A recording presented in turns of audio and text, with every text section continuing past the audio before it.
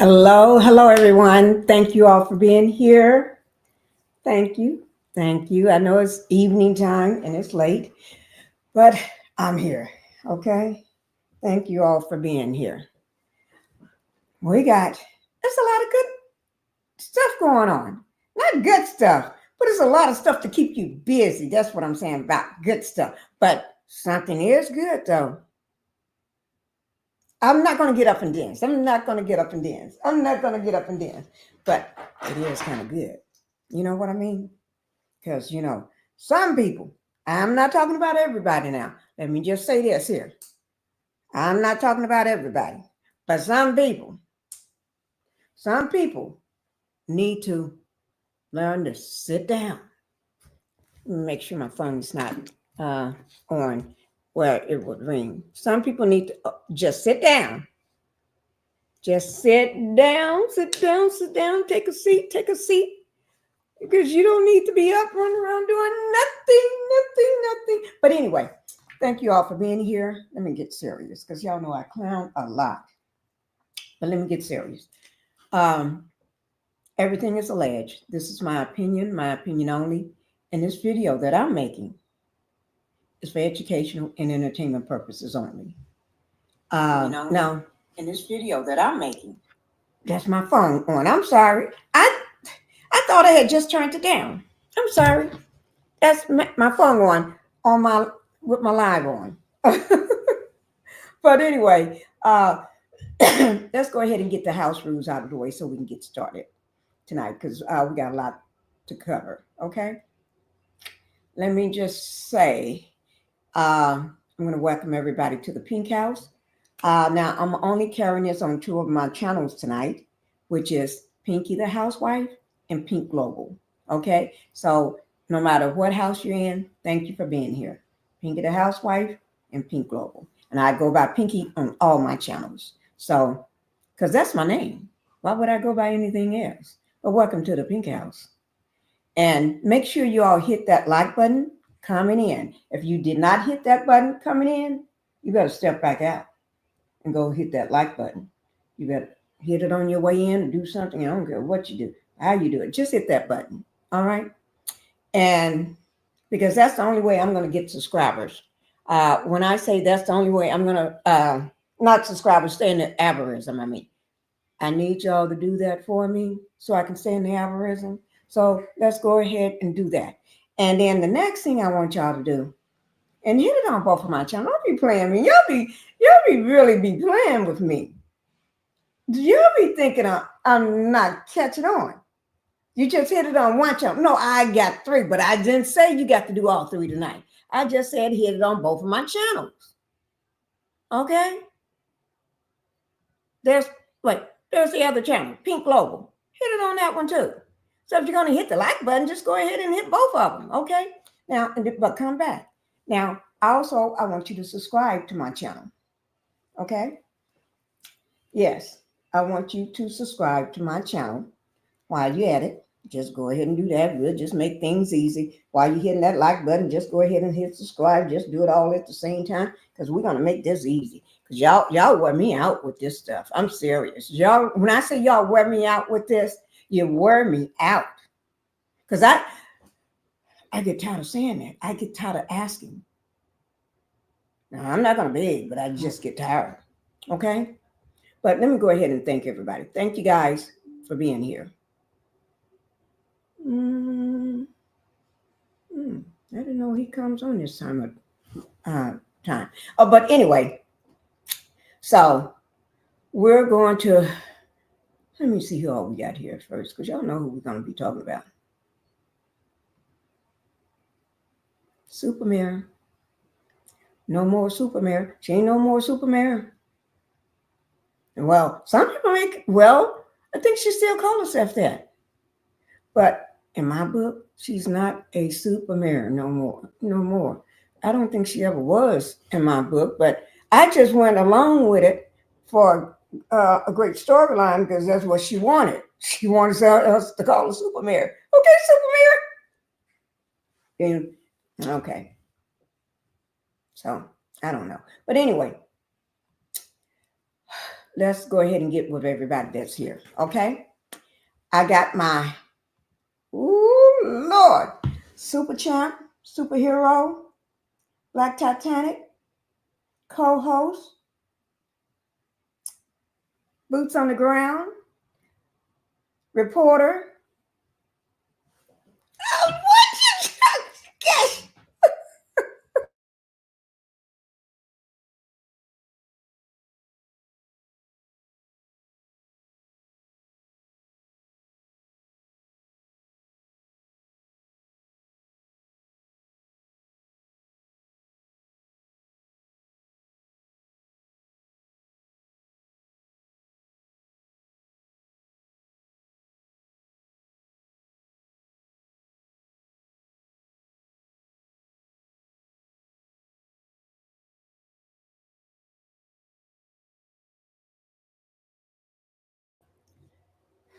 Just throw up my hands like I just don't care. Now, some of you all may remember this top. This is one of Melanie's tops, but because it's a small, it's still way too big on me. Melanie Cherie, Dr. Melanie Cherie Rogers. Yeah, this is her top, but I bought this. I think I can't remember when she had when Jay Bolin. I brought this out, but it's been a while. But let me just tell you now, it's way too big for me. But I got it on, so we ain't gonna worry about that because I need a extra small, and this was a small. So, but you know how it looks and everything. But anyway, let me see. Boots on the ground. I don't know what you're doing. Hi, Miss Lily. Thank you for coming in. And it is evening time. Thank you for coming in. BT. And Miss Lily is saying a good evening to everyone. Hi, Purple Queen. Thank you for being here. Thank you, Queen, for coming into the house. Okay. I see you, Black Titanic. Yes. Okay. Let me now, guys. If I drop the link down, Black BT, let me know when you're ready to come up so I can drop the link down. And when I drop it, it's only for BT right now to come up. Okay, guys? Only for BT. That's boots on the ground. I know BT do not stand. It's the same initials as boots on the ground. It stands for Black Titanic. For who all don't know, you're not getting no sound. You can't hear me. Can anybody else hear me? If y'all can't hear me and y'all got me up here talking, are you mute? No, I'm not mute. Oh, I'm sorry, Queen. Y'all can't hear me? Hey, where's my doggone husband? They've been doing things in this house today, the workers. Hold on. Because I don't know why are you muted? No, Queen, I'm not muted. You in the right house. Let me get somebody in this here. Let me call somebody. Because y'all know I don't know what I'm doing.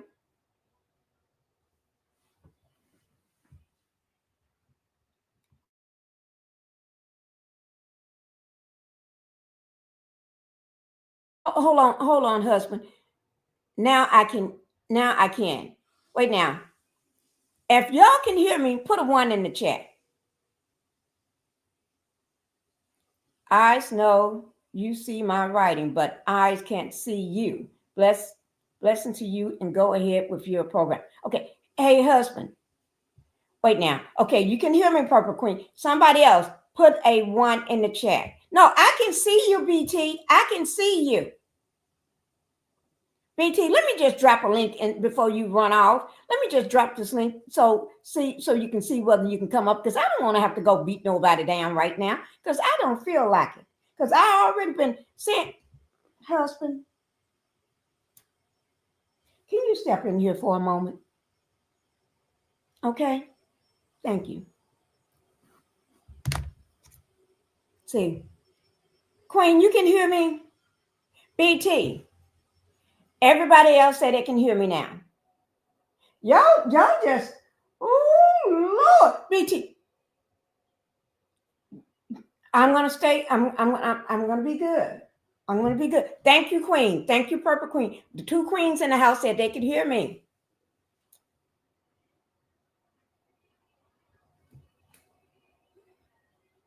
Okay. No mute. I'm not muted, right?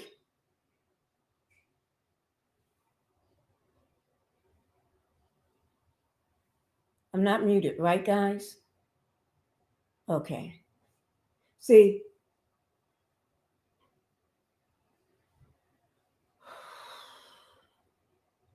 if y'all can hear me,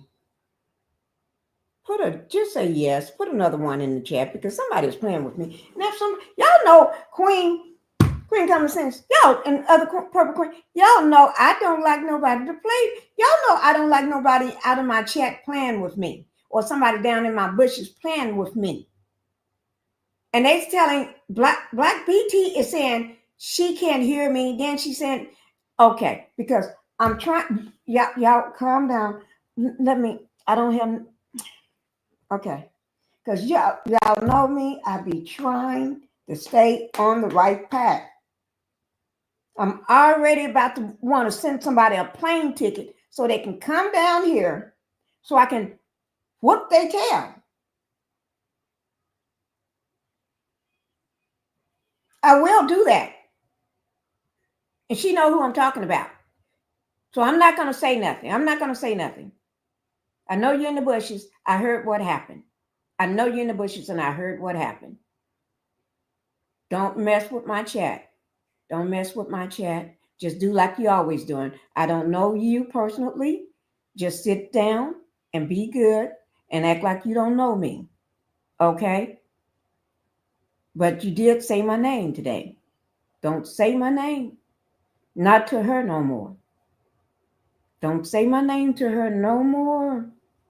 Okay? You said my name. And you said something that wasn't true. But don't do that no more. Okay? I don't know you personally. But I know enough about you and the stuff you've been doing. So don't do that no more. I'm just talking to you. I'm talking to you. Okay, guys. Now I'm serious. I'm dead serious. I don't know you, but I will sing. Get you down here. You want to come down here because you're not going to do to me. Well, she and I already told you up, but I'm ready. I'm ready. I'll be ready. I will fly you down here. Well, I can just come near. If you want to get up on my live, if you want to come in the chat, you're welcome to come in the chat, but you're not going to disrespect me. And I will let you up on this live tonight. You come on up. Come on up, baby girl. But when you come up, you're going to show me some respect. Because we're not going to do this. Yes.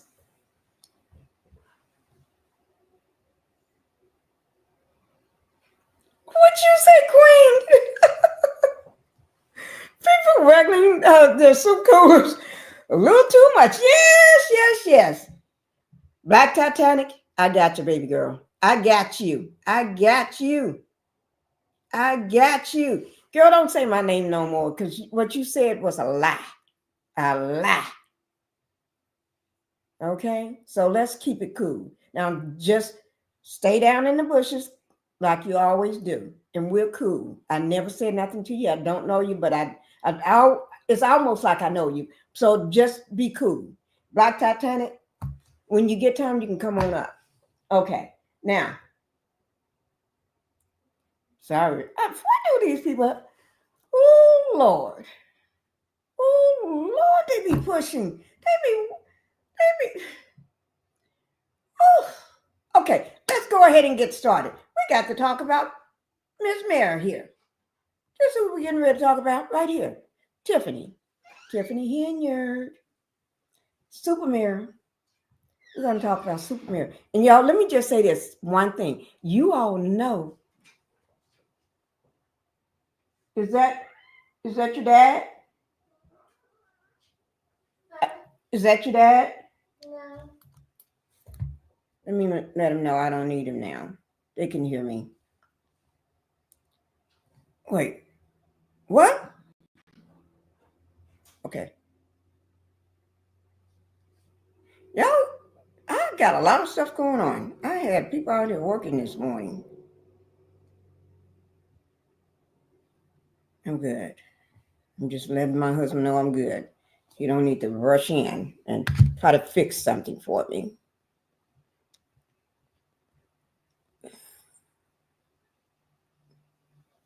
Okay. Guys, let me just get up here. Okay, now let's go ahead and talk about the super mirror. Y'all know last night it was some chilling stuff that's been going on, okay? She's notorious for being well known. When I say this woman is well known, I think she gets more. She's in the news, and people know her more than they know the Kardashians. Any well-known celebrity. Sure, we know her better than we know some of these rappers and everything, and some of these singers. Mary J. Blige, well, I know her more because every time I look up, she's in the news. She's creating drama wherever she goes, and she thinks it's the people doing it. We ain't doing nothing, girl. We ain't riding around with our entourage and all these big not limos, what you call them, big SUVs, big black Tahoes or whatever you want to call that Tahoe. You should have went and got a Denali instead. You want to drive around in style, you should have went just told them, give me all Denalis. All Denalis, black. That's what you should have did. You trying to.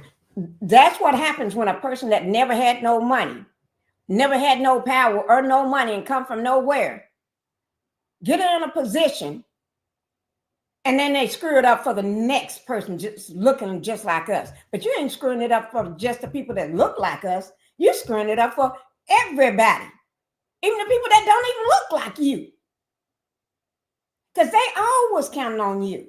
I don't care what color they were. They always counting on you. They always trying to root for you. I never rooted for you, though. But I'm just going to be clear. I never rooted for you, Tiffany. But a lot of the townspeople did. And you still got some hanging in there. And you're still effing up. You're still effing up. You just running amok in that town. Just running amok.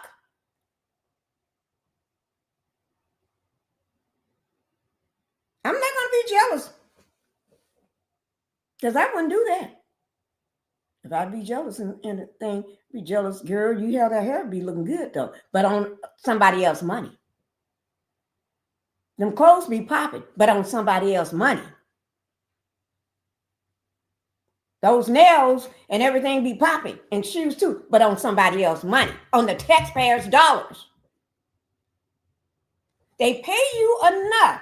You get paid enough from Dolton, from Thornton Township, and then you still can't pay for your own hair and your clothes and your nails and your shoes.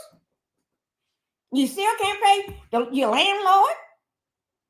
You got to have your picture everywhere. Girl, that's what gave you away right there. That's what gave you away. I'm going to tell you right there. That gave you away. And let me just go ahead and put this on for y'all. That's what gave her away. I'm not going to lie.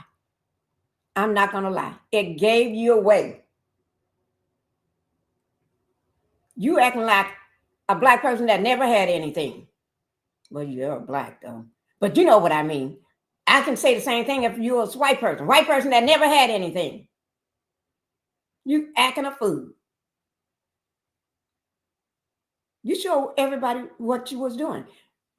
You was doing some criminal activity. We can't say that, but that's what I call it. Okay, and that's what I'm calling it. But okay, let's go ahead. I'm not gonna say a word. I'm just gonna play it for you, and then we're gonna talk about it. Girlfriend, you ain't getting away from me today. You ain't getting away from me today because I'm gonna talk about you. I just been too busy all week. All week I've been well. Today is Monday, ain't it? Oh shit! So it hasn't been all week. Well, I've been busy the last. I've been busy. I've been busy. I got other things to cover. I got the LA wildfires. I had snowstorms going all across the country that hit Texas, California, Florida never seen snow. From Texas, Georgia, everything just been going away, going loose. And they had an earthquake. When was that? Today, this morning. Somewhere, what is that? New Maine or somewhere, Massachusetts, somewhere, an earthquake. I can't keep, it's hard for me to keep up with the criminals. And then I still got the P. Diddy. So trying to keep up with all y'all criminals is kind of hard. Especially when I got things to do sometime. I got to run off and do something or take care of the baby and the dogs. I ain't got time sometime. Let me lay up in my bed one day. Okay, we're going to go ahead and play this, guys. Who, Queen? I don't know. These people. I'm trying not to talk about, because y'all know I'm on this good path. I'm trying not to talk about people.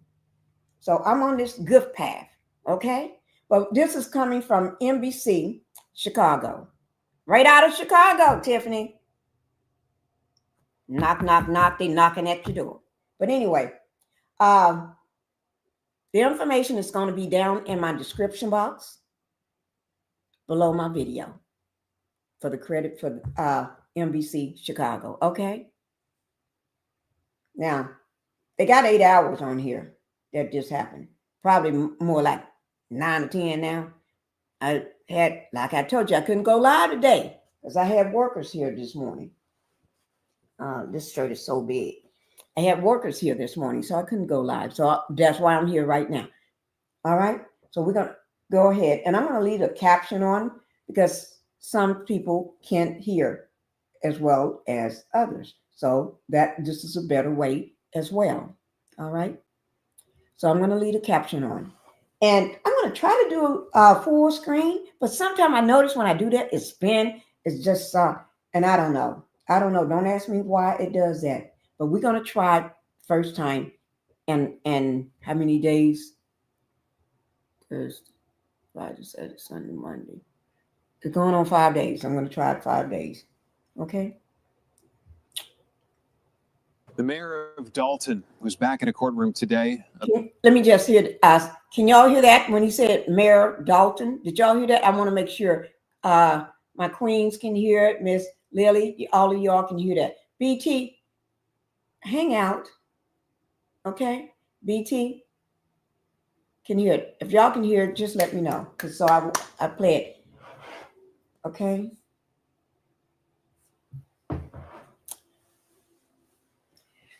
Okay, well, I'm going to, thank you, Queen. Thank you. I'm going to go ahead and play it now. Back in a courtroom today, a business owner took legal action after she says the mayor refused to sign paperwork she needed to open her business. Regina Walter was in the court for today's hearing. This is the third time this year that this case has been before a Cook County judge. Today, the owners of the business are able to walk away with 2 of the 3 liquor licenses they applied for, while Mayor Henyard is facing a serious charge from the judge. Frustration and relief for a small business owner. It's about time. Tiffany Kamara left the Cook County courtroom with the liquor licenses she needs to open St. Patrick's, a family-owned restaurant and banquet hall on Lincoln Avenue in Dolton. This should have been over, like he said, in November. Kamara took legal action after she says she wasn't able to obtain licenses from Mayor Tiffany Henyard, who also serves as liquor commissioner. On Wednesday, Cook County Judge Cecilia Horan gave Henyard until 5 p.m. Thursday night to sign the licenses, but that deadline not met. In court Friday, Henyard signed them after the judge threatened her with contempt. After the licenses were signed, the judge found Henyard in indirect criminal contempt, but she wasn't taken into custody. There are different kinds of contempt. What that means is that in the presence of the court, the mayor was disrespectful to the authority of the court because she was asked by the judge, will you sign the licenses, yes or no? And instead of answering the judge's question, she was, she didn't talk in circles.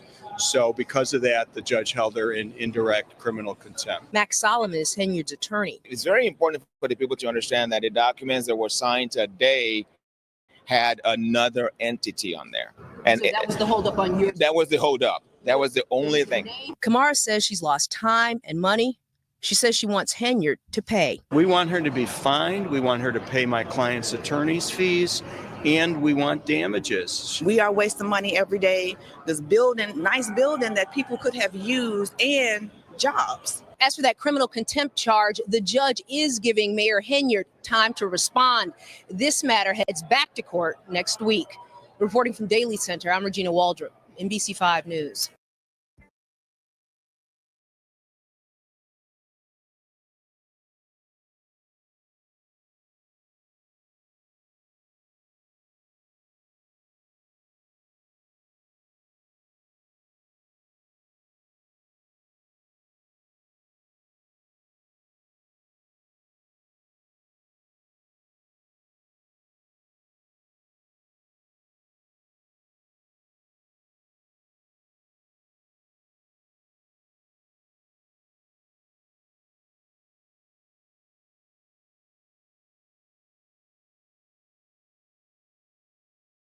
Okay, thank you, Queen. I don't know what's going on. I mute myself. Somebody's playing with this. But anyway, thank you, K Cloud 43, for coming in. Thank you for coming to the Pink House. But I think Tiffany, now, she held that liquor license back out of jealousy. A woman jealous. Because there was no need. That would have put, like that woman, like the woman said, that's jobs for their community. She opened up the restaurant, that's jobs. She's getting her liquor license, that's jobs for the people. Another place, another business open in the community. But she's all for opening up jobs, open up businesses. But then she holds back a liquor license. So y'all can say whatever y'all want to say. I think it's jealousy. I just think it's purely jealous. When I saw that woman, I said, oh, Tiffany, you just jealous, huh? You're just holding that back out of jealousy and spite. No, women do that sometimes. They do. And she had to be made, ordered to do what she's supposed to do as a mayor. Girl, I ain't playing with Tiffany. Y'all can play with her. Y'all play with all you want. I'm not playing with Tiffany. Okay? Tiffany is, I'm not playing with her. Okay? Let me, I am going to drop my link down. I wish I had my glasses on. Oh, Lord. Oh, Lord, I can't see nothing without my glasses. Y'all just didn't know that, though. Yeah, I need my glasses on. But it's not just that. Tiffany got a lot of more stuff going on that don't forget, Lori Lightfoot. Okay?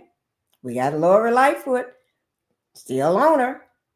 Lori Lightfoot said, you ain't getting rid of me, Tiffany. No. So we're going to watch a little more of that. We're going to watch and see what's going on. But before we get to that, let me just play this. I just happen to be being nosy. You know how sometimes you're just nosy. Hi, Greta Lee. Hey, y'all, I'm sick of Tiffany. She needs to go to jail. Well, she may be going pretty soon. Now, they didn't take her into custody or nothing.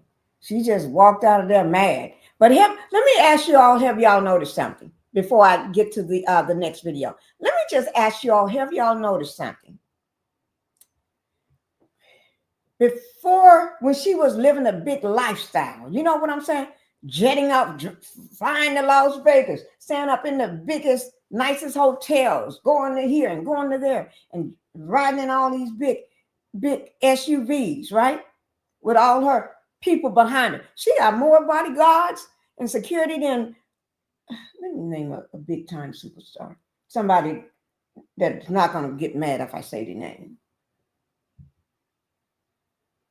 Shoot, what one do I like right now? I don't like too many of them right now. Oh, I don't like too many of them right now.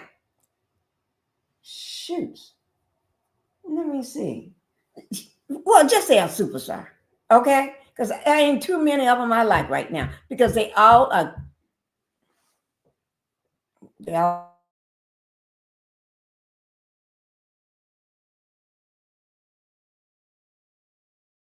Oh, there my thing go. Okay, I'm just going to say J-Lo, and I don't even care nothing about J-Lo, so it makes it all even. Okay, she got more security than her. Okay, yes, she do, and she ain't no celebrity. She just made herself one. Super Mayor. I want to make myself one. I'm going to call myself Super Pinky.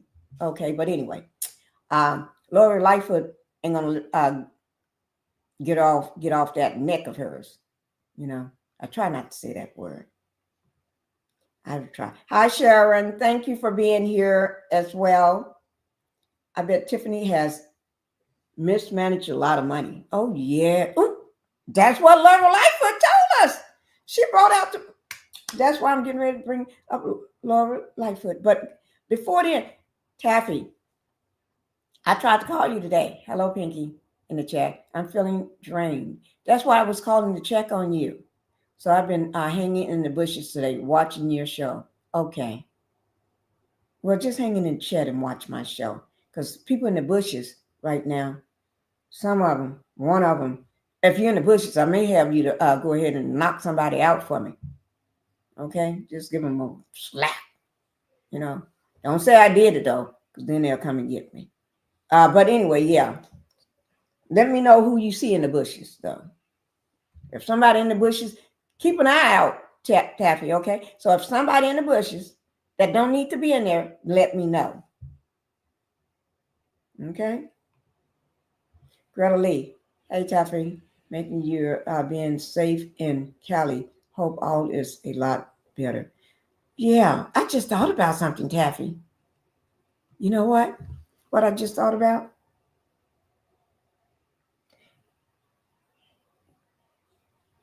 Is it the smoke or anything? Is it the smoke or inhaling everything that's going on there? I know you told me you wear a mask and everything.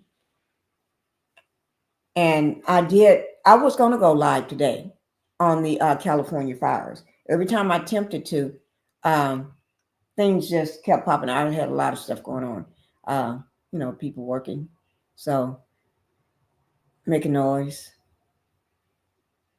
But I called you and I said to myself, if I can get you, but I'm glad you're laying down. You lay down because I know you and we know what's going on. Okay. You lay down. Okay. Get you some good water, lemon water, and lay down and just rest. Okay. You take care. Greta Lee gonna keep an eye on you in the chat. I don't want you to be watching out for nobody in the bushes. I changed my mind, Taffy. Don't watch out for nobody in the bushes. Okay. I got it. I got it. You just lay there and be good. You just be good. Taffy, okay. Taffy ain't gonna do nothing. She's just gonna lay there. Greta Lee, you and I got it. Okay. Anybody that don't need to be in the bushes, you let me know, Greta. Because Taffy needs to lay back. 13 and 17. Y'all better get these likes up. Okay, I'll be watching. Girl, I know the air quality is not good in California. It's not. Pinky, are you working on that Detroit story, the 13-year-old girl? Yeah, Nyasa Harris. Yes, I am. I let me show the thumbnail. I may still have it sitting here.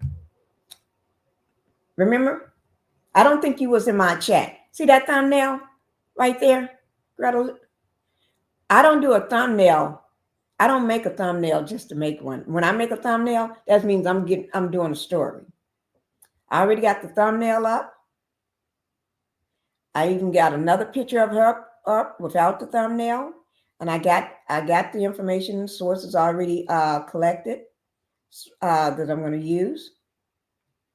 Yeah, I got it, Greta. I got you. Okay, I couldn't go live. I had planned to do about 2 lives today and several a couple lives today in a 2 lives, one this morning on the California fires, and then I was going to do one on Tiffany today, right? But one had to be cut out. Then I did say I was going to work on tonight the your story. I did say that I was going to work on your story, but I had to work around other people, you know, because they're working, so I had to work around them. That means I couldn't work. I can work, but I couldn't go live or do any recording or even just a video. But I got you, Greta Lee. And when I do that, I'm gonna I may have you to come up. If you ever want to come up, then you're allowed to, because you're gonna make this story. You're the making of this story for me. Taffy, take it easy. We got this. We got it. Don't worry about this, Taffy. We got it. I see the thumbnail, y'all. I know you will go deep into the story of this 13-year-old missing in Detroit. Yeah, because I've been doing a lot of missing people. I did a lot of missing. A lot of times when people are missing, I always will put stories and see. I haven't done this one, but when people come up, they be missing and stuff. I do a lot of that. If you look at past videos, I do cover a lot of those. Okay, Taffy, that is good. Glad you got rain. Yeah. And now I'm worried about the mudslides, Taffy. The fires are out. That was burning here around us, and it's rained all night and a little today, and we're okay. The air is much better. Okay. But now we're worried about the mudslides. That's what I need to cover. Pinkie, I'm way too shy to come up. You are the making of all the stories because you do a great job. Thank you. Well, you don't have to come up. Just as long as you be in every, when I go live, you be there and asking me the questions, the tough questions, so we can get those answered. You may think of something I haven't thought of. Okay. Now let's go ahead on with this Tiffany stuff. You know how I told y'all sometimes you need to be nosy, and that's what I was doing today, being nosy. And so while I was being nosy, some people, when people got their own,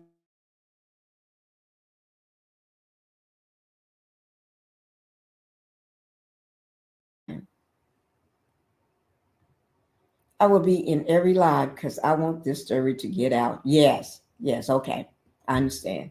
Okay, so let's go ahead, and I want y'all to see this girl's Instagram. We're going to get to her stories.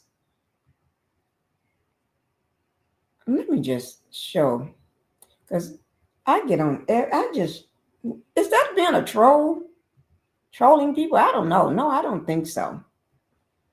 I think you have to,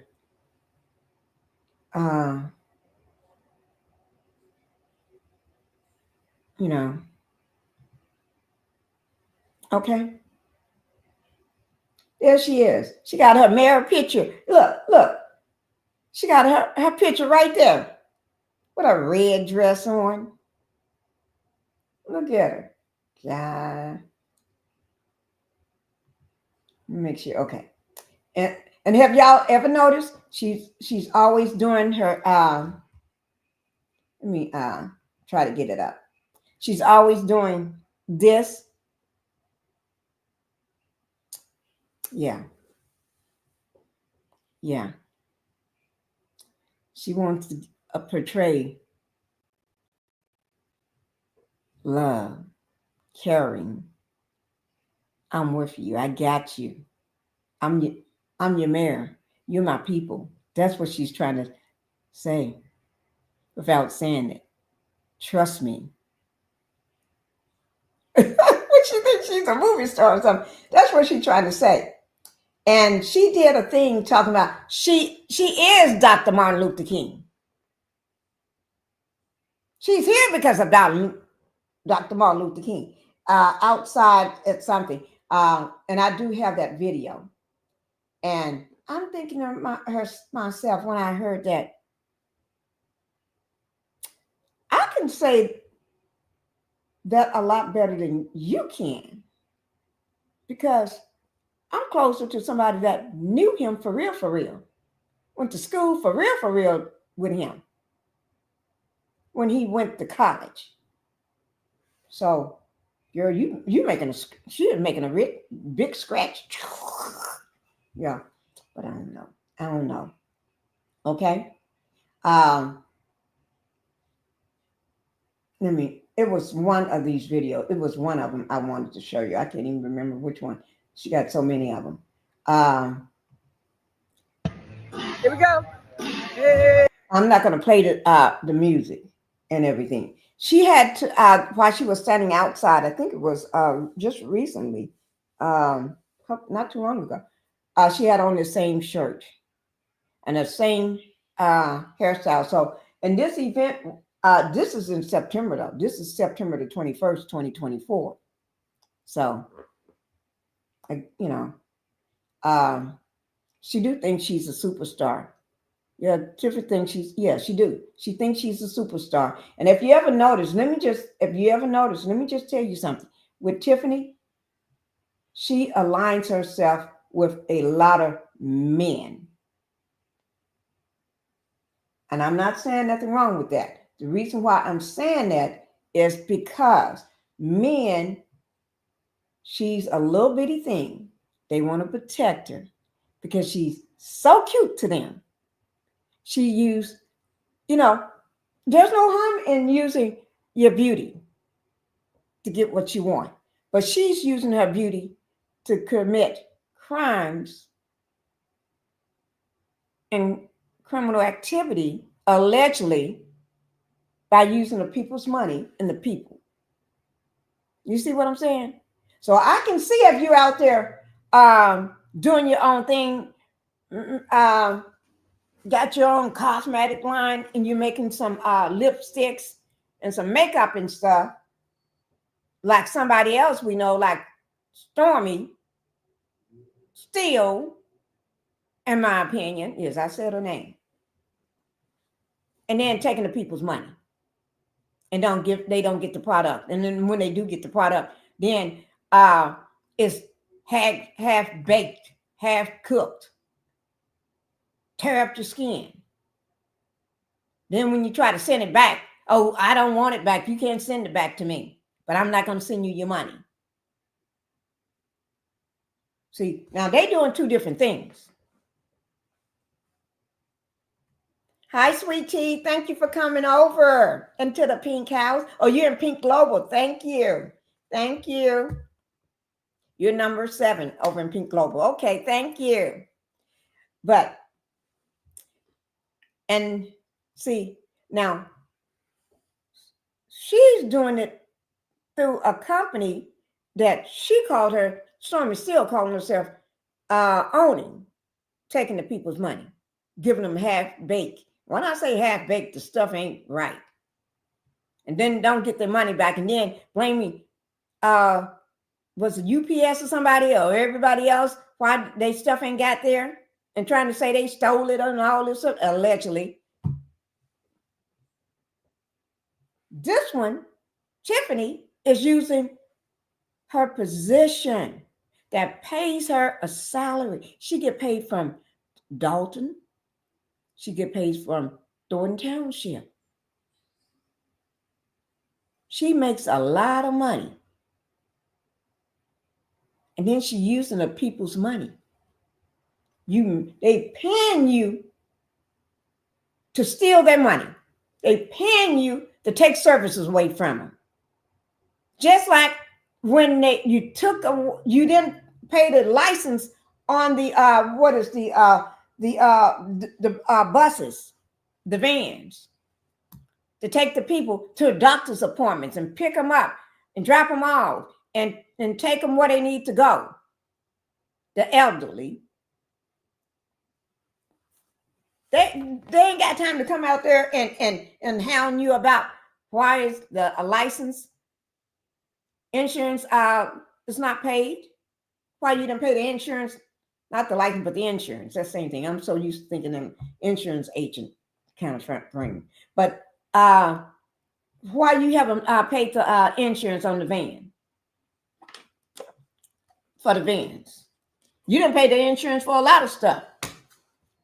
People couldn't even use some of the services. So, you know, y'all see what I'm saying? Tiffany. Oh, Lord. Sometime. But we're going to see what I want to dive into a lot of these different stories, okay? Let me get this one started. Just give me 1 second. I got to do this. I'm going to, I got to wait till the ad pass. Then I'm going to cast it over for y'all. Okay? But, yeah, homegirl, she's slick. When you got a slick one like that, you got to keep your eye on them. And I'm so, and she, sorry for all the people that believed in her, for all the people that was rooting for her. Okay, here is, let me go ahead and cast this over right quick because it is live. Let me just go ahead and get it cast over to you all so you can see it. This is Lori Lightfoot, guys. She was Tiffany's worst nightmare. Oh, Lord, I said to myself, ooh, Tiffany don't woke this woman snooping, but she ain't snooping. She's doing her job. Lori came in to do her job, girl, and you was the job. She just put your skeletons out in the open. Okay, here we are, guys. I'm gonna do this mouse.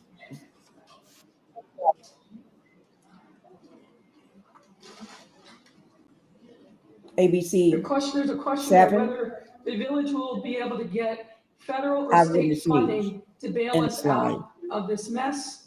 So I'm going to mute myself so y'all can hear it, okay? And the answer is, I think that's a matter Put a that 1 the in the chat if you trustees can hear are this.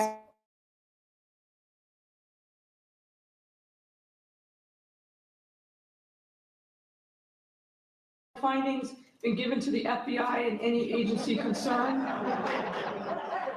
Maybe we all turn and wave to our friends in the federal government who are surely watching this live stream.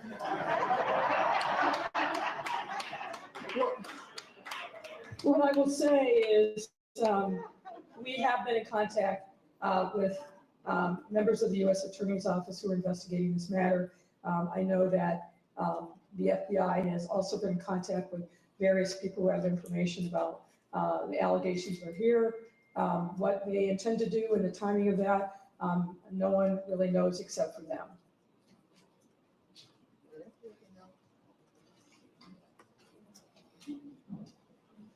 And just sort through and see if there are any other questions.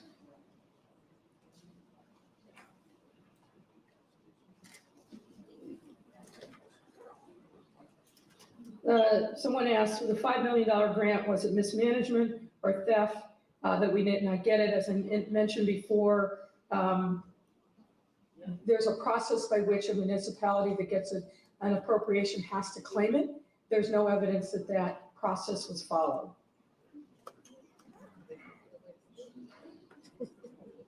There's a question of when can vendors expect past due payments to be handled? I'm aware that the trustees are working diligently to try to work through the number of vendors who are owed goods and resources, but recognizing that village resources are tight. There's a question of how much money is owed to credit cards. I think we covered some of that in our report. The trustees have substantially cut down access to credit cards, so we expect credit card spending to go down. Most of the payments were made and the balances paid in total at the time that they were incurred. And there's a second question: is Tiffany going to be held responsible to repay the money spent on the ice rink? That's a very good question to which we don't have the answer.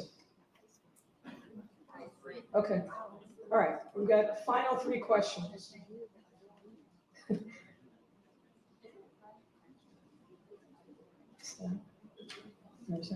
All right, actually, final question.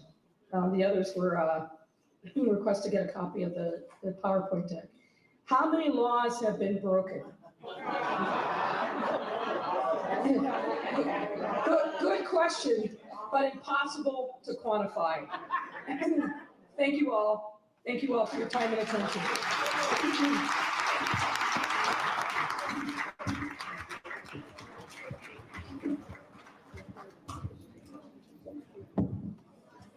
Okay, we want to thank everybody for coming out, and on behalf of the Dolton residents, board of trustees, we want to ask everybody to give a round of applause to Mayor Lightfoot for her hard work.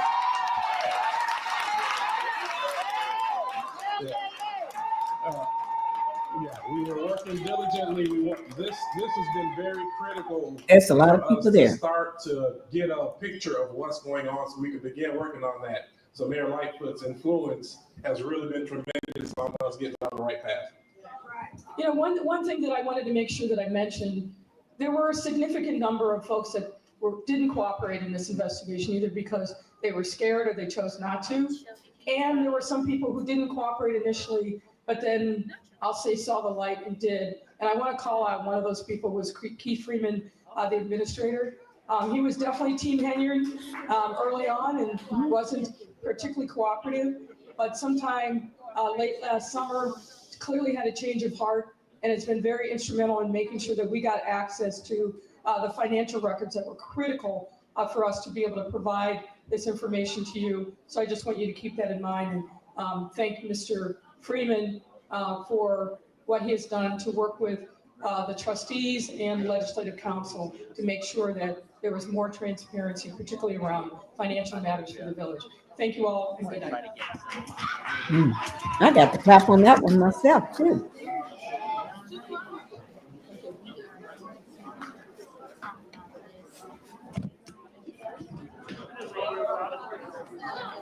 Oh, yes, you know, Queen. Yes, Queen, you know. I'm going to drop my link, too. We're going to show some more videos and everything. And anybody that want to speak on anything. And I'm going to see, can I find this from the beginning? So can I at least go back and get it from where we missed a lot of it? Okay.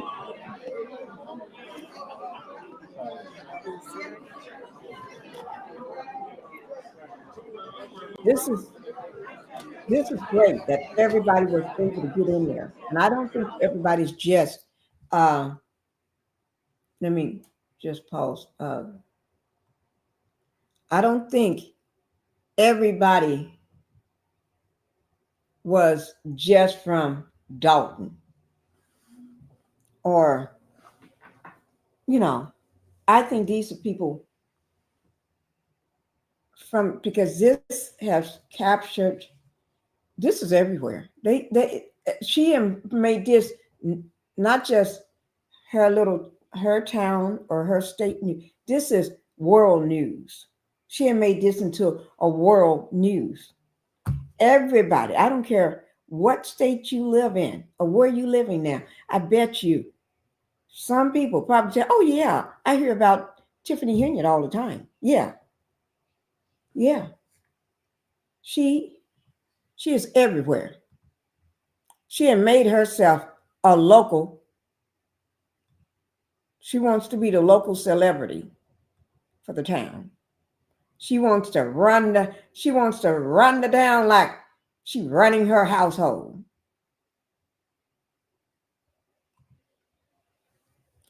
guys, I dropped the link if anybody want to come up, and I am going to play another video, but I did drop it if anybody want to come up and talk about it or whatever, because this is a free forum today, because we're going to talk about it. Oh, she is the richest Black history in politics. Chicago has deep, rich Black history. Yes, it does. Oh, I just muted that. I'm trying to see what else is coming back up. See here, it's still going, and they still got live at the bottom of it. So just in case if they come back while I bring up the other source, I want to make sure that we don't miss anything else if they come back live.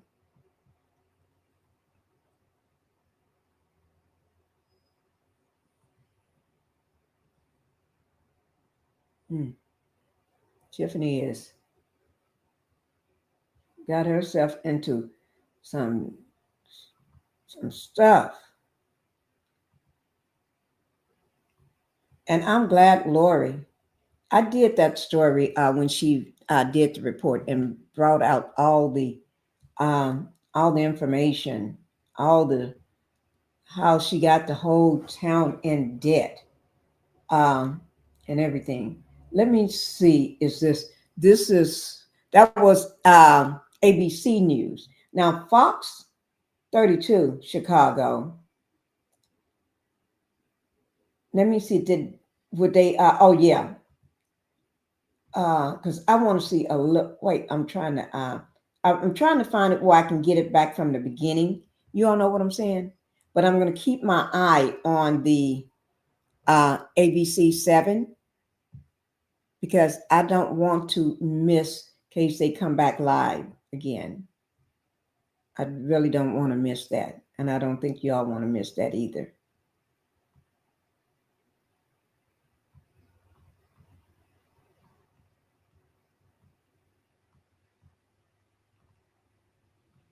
Okay.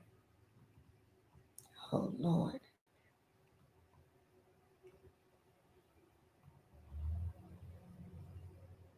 Okay. Oh, Lord. This thing is acting up on me. That's why I'm...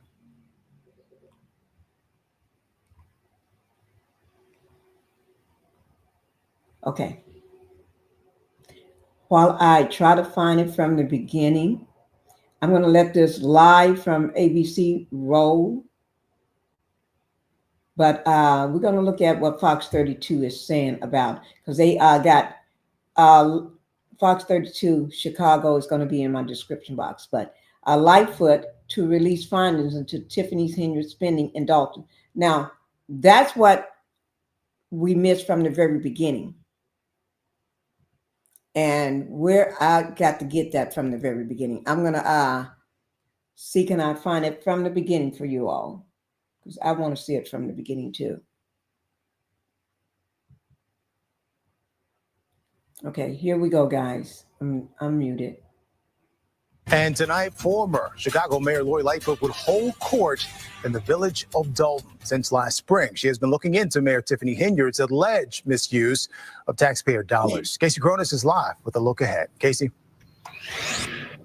Hi, Terrence. After months of waiting, the public, in about 90 minutes, will get a clearer picture of just how much financial trouble the village is really in. Last April, former Chicago Mayor Lori Lightfoot was hired as an independent investigator amid questionable spending by Dolton Mayor Tiffany Henyard. In August, Lightfoot released a sneak peek of her findings, but made it clear there was much more work to do. It was then that community members were made aware of village credit card transactions amounting to tens of thousands of dollars on Amazon and Wayfair, and millions more owed to vendors. Tonight, Lightfoot's full report will be revealed, and she will share her own recommendations. The meeting is open to the public and starts at 6 o'clock. This comes less than 1 month until the mayoral election here in Dolton. Reporting live in Dolton, Casey Cronus, Fox 32, Chicago. Okay. All right, guys. So they did release the full findings, And that's what I want to see. Pinkie, stay calm in 2025. Oh, I'm doing just fine in 2025. Yes. I just have to let people know. Oh, you see somebody down here talking for me? Stuff like this make it hard on the rest of the Black people in office. Okay. Hi, Kimberly. Thank you for being here. Yes, it does. Make it hard for everybody. You're right. Make it hard. But she didn't care about that. Because what she say? She is Dr. Martin Luther King. See? Don't get me clowning on this child. Because I try to make sure don't clown too much on her. Okay? But seems like most people don't understand. You have to care about what's going on. You have to understand what's going on in your community. And most people, they don't care. Oh, somebody else got it live too. Let me just see. Did we catch it from the beginning? Let me just check. Oh my God, if we ain't caught it from the beginning, I would be just thrilled. Oh, no, this is someone else live, reality check live. No, he's live with it too, but this is reality check TV Chicago. Got it live.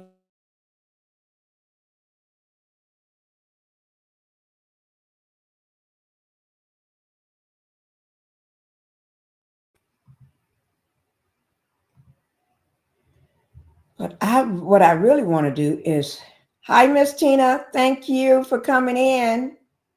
Thank you for coming in. As we got the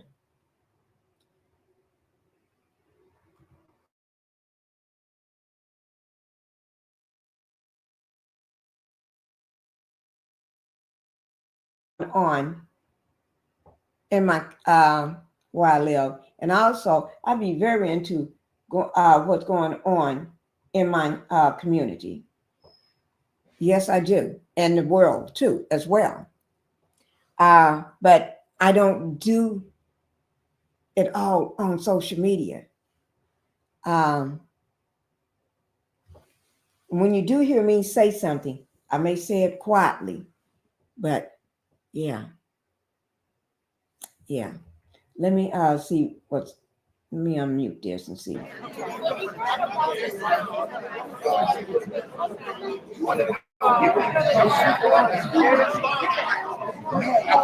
Everybody's still there.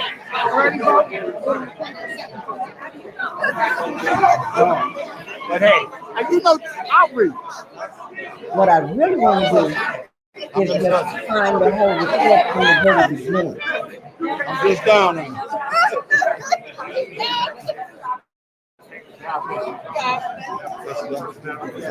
That's what I really want to do. Just get it from the very beginning. And that's what I'm getting ready to try to seek out time.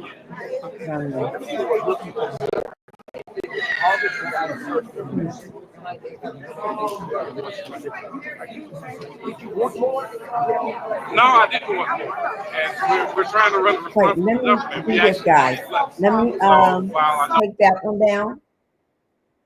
And what I'm going to do is I'm going to go back to the one we had, which is ABC 7, Eyewitness News. So I'm going to go back to them, okay? Because let me show you why.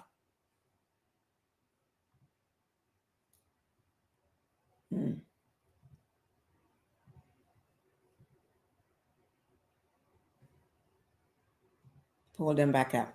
Okay. This is where we were in the very beginning, okay? And I was sitting waiting until, let me show you. This is what was Eric Hahn is the one that got the story out today, which is Today, 27, 6:35 p.m. So that's just an hour ago. Okay. And we only caught the tail end of it. So I'm still waiting in case anything else come back from that. But here it says ABC Chicago is now screening 24/7. Click here to watch. But below that is Lori Lightfoot on Henyard, the report on Henyard. So let me just see all Tiffany Henyard's failed legal challenges to stay on ballot for Thornton Township supervisor. Oh, we made full statement from Lori Lightfoot on the investigation's findings. Oh, okay, we're gonna come back. Let's go back up, and we're gonna come back down. Okay, we're gonna come back down. I need to be eating. It's almost like I need to have something to eat. You know, when something is getting good, like you know, the criminal is getting ready to get caught. You know, oh, okay, you got him. It's almost like that. The bad criminal.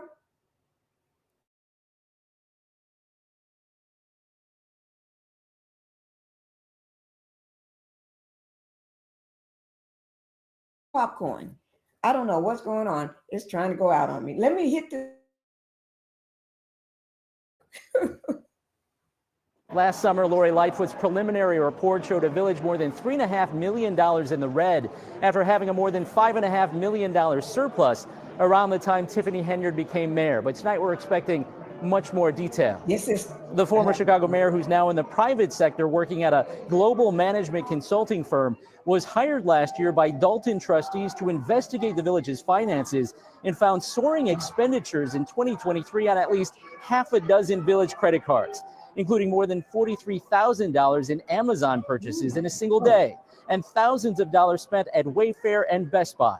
There were also travel expenses, including for 9 domestic trips taken by Mayor Henyard and other village officials. One of those trips to Las Vegas is the subject of a lawsuit alleging sexual assault and claims of retaliation. Residents ahead of tonight's meeting, during which Lightfoot will present her final summary, say they're eager to learn more. It's very important for people to see the findings that Lori Lightfoot is going to give us, because it's a lot of people that are doubting that she's really corrupt. And with this investigation, they'll be able to see that she's not really the person that they think she is. She's tried to justify for the money. And she said something about some ice on the ice rink. And and I'll go like, no, that can't be.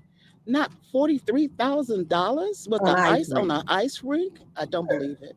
Henyard is seeking re-election as Dolton's mayor, and this meeting comes about a month before the primary election. We left a message for Henyard's attorney seeking comment after Lightfoot's report is released. Now we are getting our first look at surveillance video from a 2022. No, I don't need to hear that. Nothing from a 2022 unaliving bank. Pow, pow. No, we don't need to hear that. Okay? But what did it say? Credit card, including more than $43,000 for Amazon? Amazon? What was she buying? A small house? What was she trying to buy? A car from Amazon?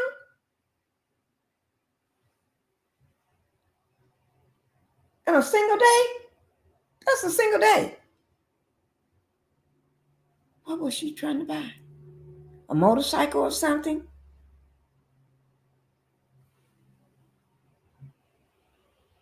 A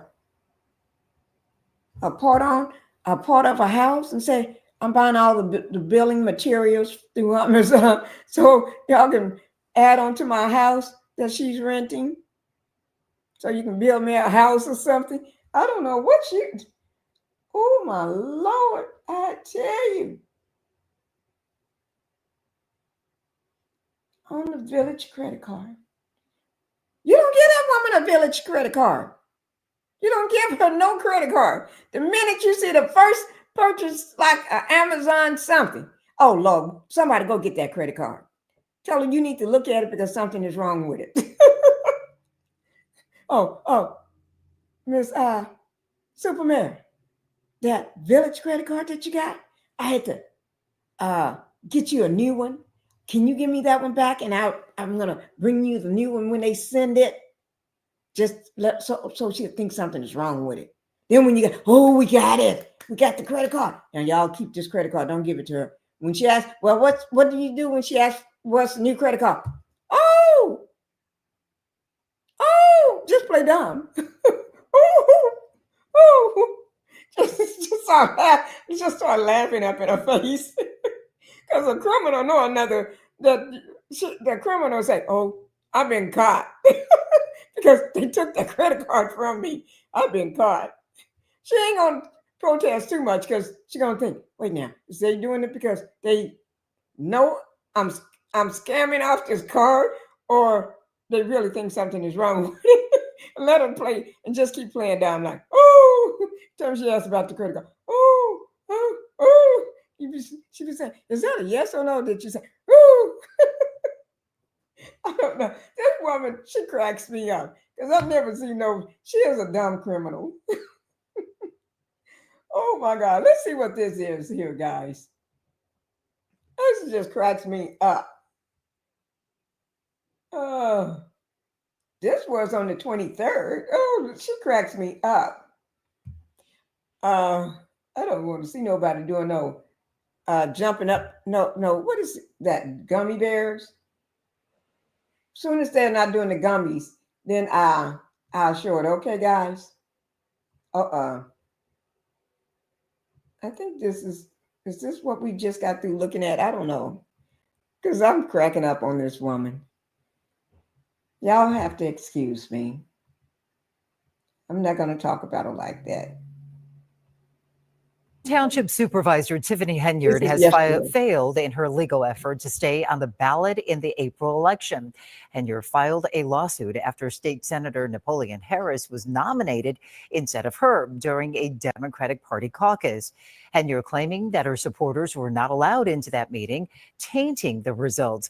But a judge has now thrown out that case, which means Henyard can only run for re-election through a write-in campaign. Yeah, I hadn't heard about that one. Yeah, a write-in campaign. She ain't writing in for nothing because she don't think she have to. She think all she have to do is just better eyes, eyelashes, and everything, and just play that little cutesy role. And the man going, okay, girl, you've been had. You ain't falling for that no more. You've been had. It's time for you to just give up. Dolton Supervisor Tiffany opposed board's appointment. I think I already got that video. Let me just see. I'll just pull it up myself. I got that video, guys. And I'm not going to stay here too long on Miss Tiffany because she just cracks me up. I don't know, do she crack y'all up? She do some dumb stuff, I guess. And when you see them doing dumb stuff, sometimes all you can do is just sit back and just laugh at them, or just look at them and just be wondering what the heck is going on. I'm serious. You sit back and say, what the person doing now? Okay. What you doing now, Tiffany? What do we have you into now? This is actually just 10 days ago I did this one here. And like I was telling people, y'all need to keep all eyes on this girl. Y'all keep letting her get away with things. Keep all your eyes on her. Don't close your eyes on her. Not even when you see her coming and you don't see her coming. And you need to keep eyes on this woman. I did this one 10 days ago. The Lansing Journal, keeping all eyes on Super Mayor. Somebody have to. Yeah. And the credit for the Lansing Journal, I did put it down here in my description box. So when I do my credits, I do put it down here. If anybody want to go back and look at it, you can. Let me shorten this. Let's see what because she do so much, it's hard for me to keep track. I'd be trying to, Tiffany, what you doing now? What money you installed today? Oh, I don't want to do it that way. Let me see. My aunt was the church secretary, and the pastor brought a Pepsi, and then I turned in the receipt, and my aunt counseled it. Oh my God. Now that's good. Now that's good. Now that's what I call, that's the kind of person that she needs on her. I'm serious. Let me just drop this down until it pass this timer thing. That's the kind of person she need on her. Like your aunt. Oh my God. Oh my God. And watch that heifer. Yeah. I'm serious. Y'all can't. I think what it is, people turn their backs and then keep their eyes on her. When she started, you got to remember, she didn't do this all in just a few months or just a year. No, this girl been doing this the whole time. You see what I'm saying? She's been doing this the entire time. It ain't just started. So if she was doing this all this time, and don't forget that Las Vegas trip, everybody's eyes should have been on her when she came back from that Las Vegas trip. And then, what's her name? What's her name? Dolphin. Starts with a D. I forget. Somebody may remember her name.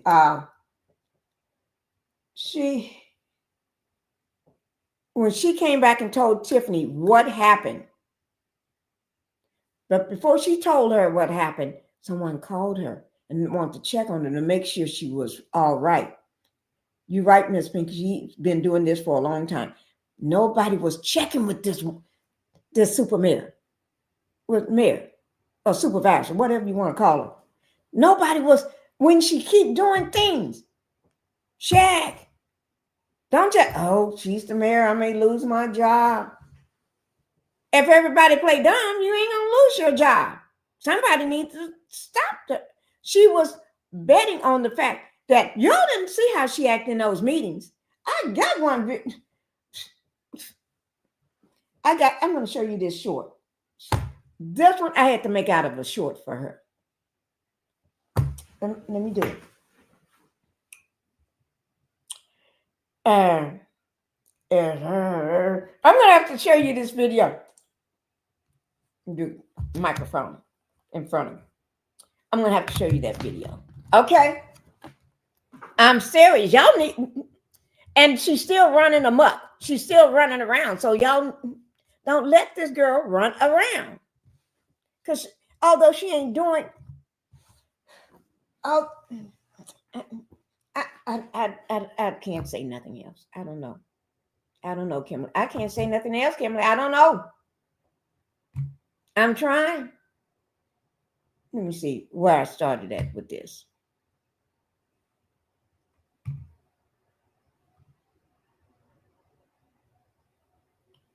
Let me get past all that. Oh, Lord, I look bad that day. I was in pajamas that day. This had to be in the morning because I'm still in my pajamas. She must have been doing something outlandish for me to get up and be in pajamas to cover this crazy girl. See there? Tear up your car insurance bill and try I'm this. in my pajamas. So for me to cover her, she probably upset my nerve they're doing. Okay. So I'm going to go ahead and get started with the first video. Okay. We have 2 videos to show. All right. So we're going to go ahead and get started. All right, guys. The information would be down in my description box. Yeah, we can and credit. I'm going to go ahead and get the video started. I am Melanie Youngsma, publisher of the Lansing Journal.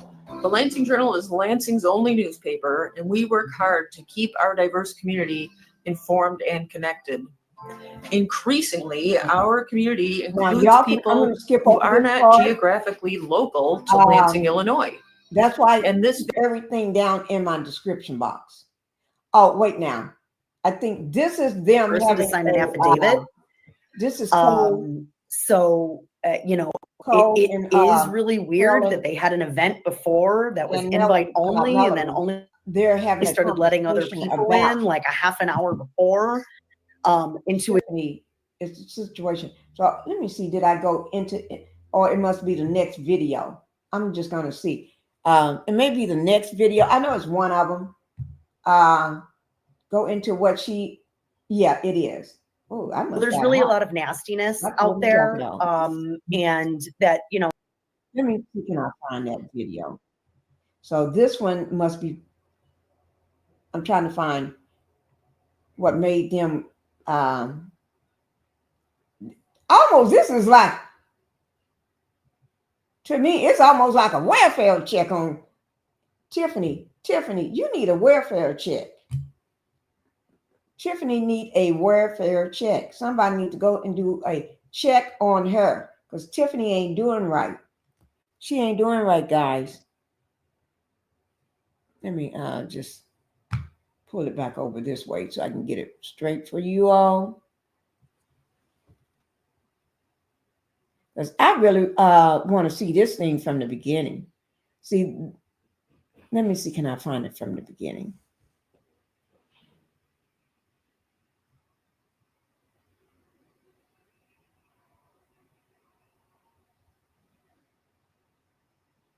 See, this is live, but I don't know, Lori Lightfoot report. Now, this is another live one here, but see, I'm trying to see whether I get it right from the beginning. Tiffany Henyard's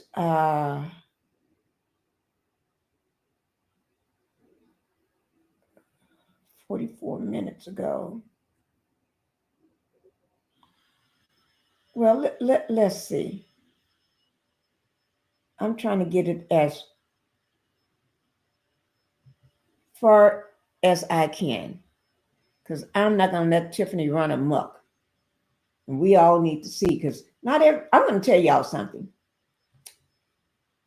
And I always have said this.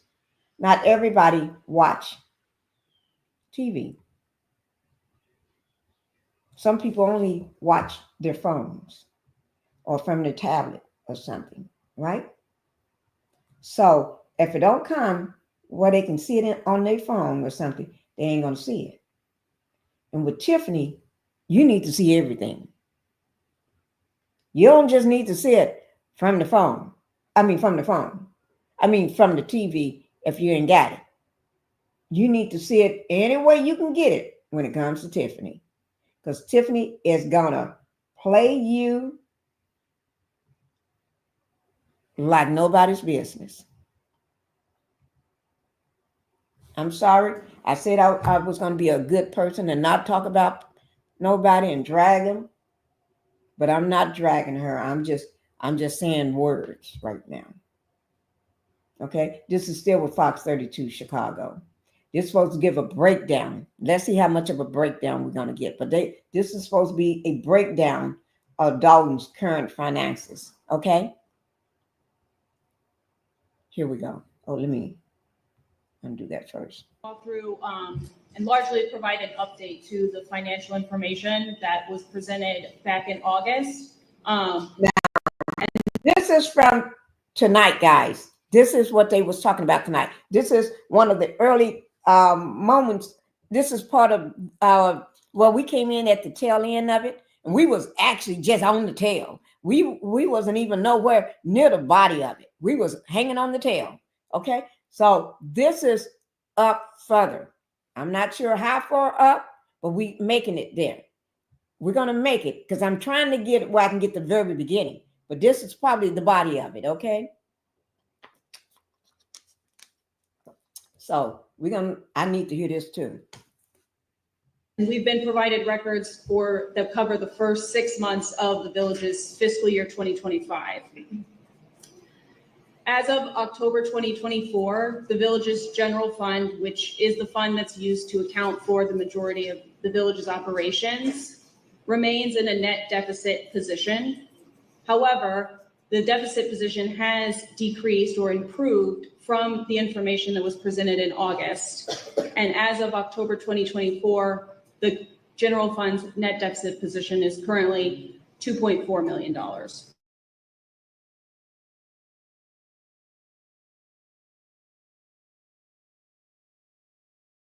Average monthly expenditures of the village have also decreased. Through fiscal year 2024, the village was spending on average $2.5 million per month. During the first 6 months of fiscal year 2025, that number is down to $2.1 million per month on average. Following along with that, I just interrupt. Yep. I think it's also important to note that when we provided an update back in August of last year, which laid out many of these numbers and showed the village in really dire financial condition, the trustees immediately took action to address particularly the spending side of the ledger, significantly reducing the number of credit card access, working with banks, restructuring some of the expenses. So that accounts in part for the reduction in expenses. And as Mando explained, there were other factors that contributed to this, but I wanted to note that the trustees heeded the concerns that we raised back in August and took specific action, and many times in opposition from Mayor Henyard, to make sure that they were starting the process of putting the village back on better financial footing.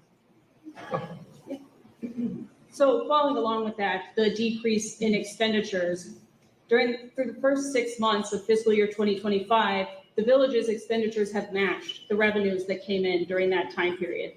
This is in comparison with the same time period in fiscal year 2024, where the gap in revenue to expenditures was almost $5 million. So the expenditure and revenue gap has improved.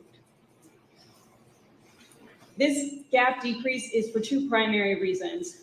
First being, as of October fiscal 2025, revenues are approximately $3 million more than compared to the same time period in fiscal year 2024, which is largely due to the timing of when the property taxes were released to the village. In 2023 and 2024, property taxes weren't released until November or December, where in fiscal 2025, they were released much earlier. But additionally, expenditures have gone down, most notably general administration, police department expenditures, and public works. A couple of categories that we found significant decreases is in general administration, telephone, and miscellaneous expenditures, as well as in police department overtime and medical insurance.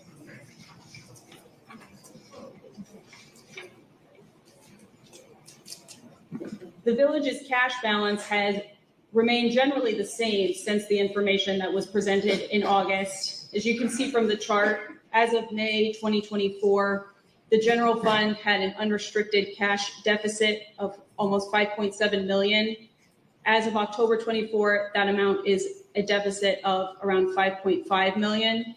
And this deficit includes the amount of held checks that the mayor discussed previously. Those are reflected in these deficit balances. Regarding those held checks, as we presented in August, since March of 2023 and nearly every month since then, a portion of the checks that were approved and printed have had to be held. As of June 18th, 2024, this was 589 checks that totaled over $6 million, which were approved but had not yet been sent to vendors. Since the August presentation, we've requested but had not been provided an updated listing of the current status of the village's held checks. However, we've been told, though not able to verify, that the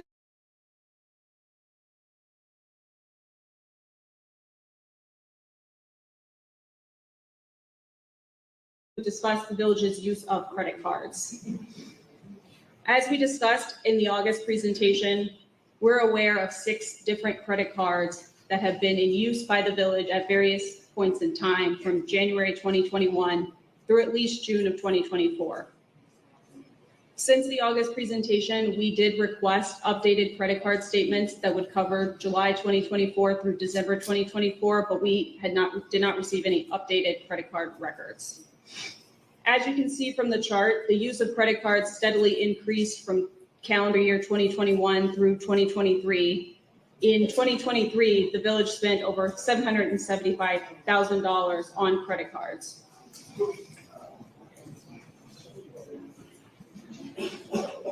As the mayor earlier discussed, oftentimes credit card expenditures have no accompanying receipts. And the credit card statements alone provide limited information about the credit card purchases.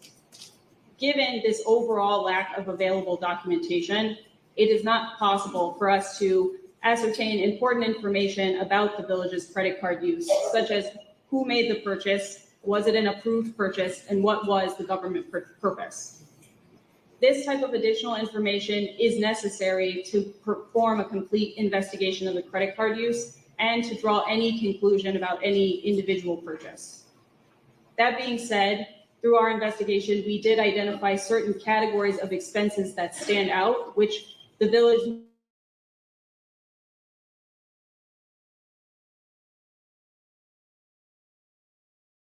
example, from 2021 through June of 2024,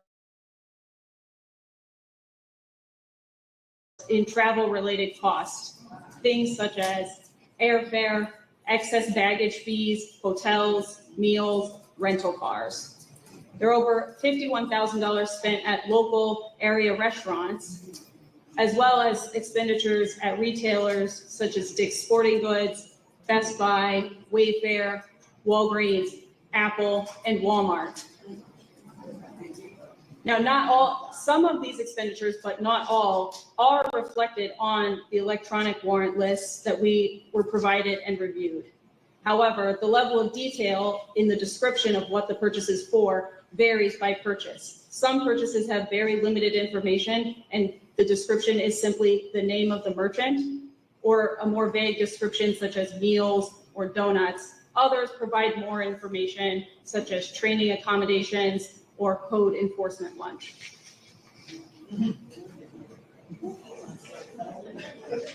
One area in our investigation where we were able to obtain detailed purchase information relates to Amazon purchases. The vast majority of purchases made by the village on Amazon were paid for with village credit cards. From January 2021 through June of 2024, the village spent approximately $218,000 on purchase from Amazon using village credit cards, the largest spending of which occurred in 2023. Now, the vast majority of the purchases on Amazon do appear to be for routine items such as office supplies, office furniture, and supplies for the police department. And the Amazon order details show that these orders were delivered either to Village Hall or to the police department. Additionally, many of the largest purchases on Amazon, 3 of which we identified in the August presentation, were related to materials or supplies for the skating rink. This includes $5,099 for artificial ice tiles, $33,000 for artificial ice tiles, $5,600 artificial ice tiles, $4,700 artificial ice tiles, and then $3,700 for ice skates. If you're struggling to lose weight, you can bet the reason is it. Okay, guys.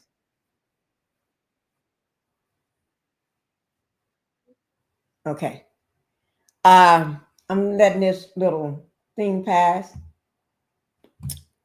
Let me just say this. Okay, that was the end of that video.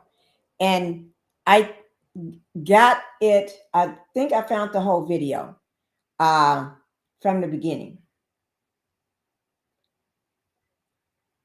The artificial ice towels from Amazon and the skates. My understanding, I'm going to be bringing this up. My understanding is that people couldn't use the ice skating ring unless the ice skating ring, maybe I'm wrong, okay? Because I don't live there, but maybe I'm wrong. But I don't think I am, but maybe I'm wrong, and I could be wrong. And if I'm not, somebody check me, okay? Checkmate, do that, okay? But anyway, that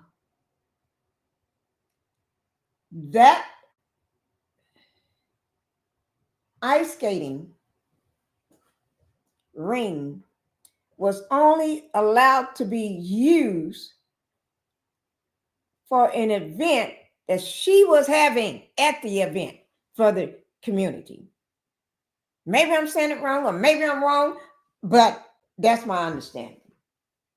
And just say, you know how we were as kids, or, you know, go to the ice skating ring, or go to the roller skating ring or whatever, and you can go anytime you want because it's always open, right? You got your skates on. If you don't have skates, you rent the skates when you're there. You put them on when you pay to get in. They ask you what size skates you wear. You put them on your feet and you just go, right? Somebody may say, meet me there at 6. Somebody say, I'll just come tomorrow at 6. But my understanding is the ice skating ring was not open unless it's an event that she was having for the community. I don't know now. That's just what I heard. And that's what I believe that happened.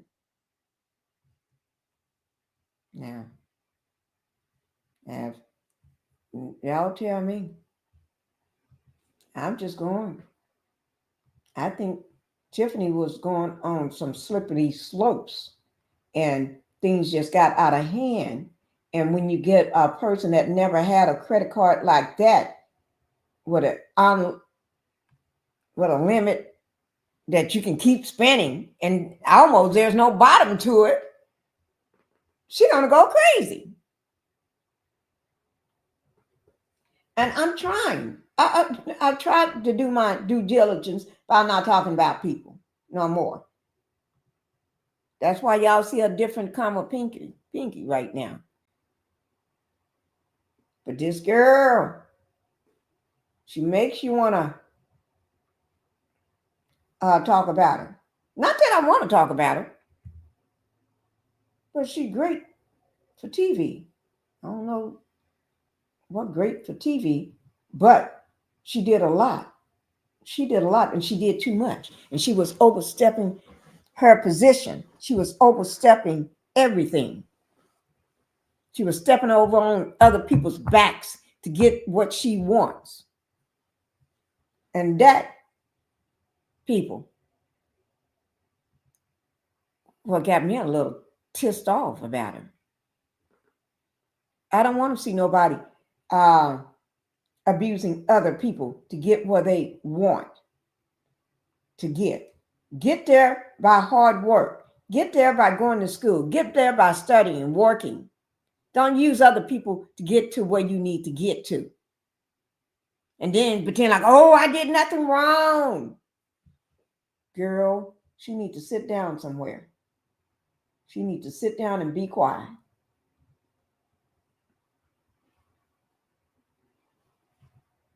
Just sit down and be quiet somewhere. That's all I got to say.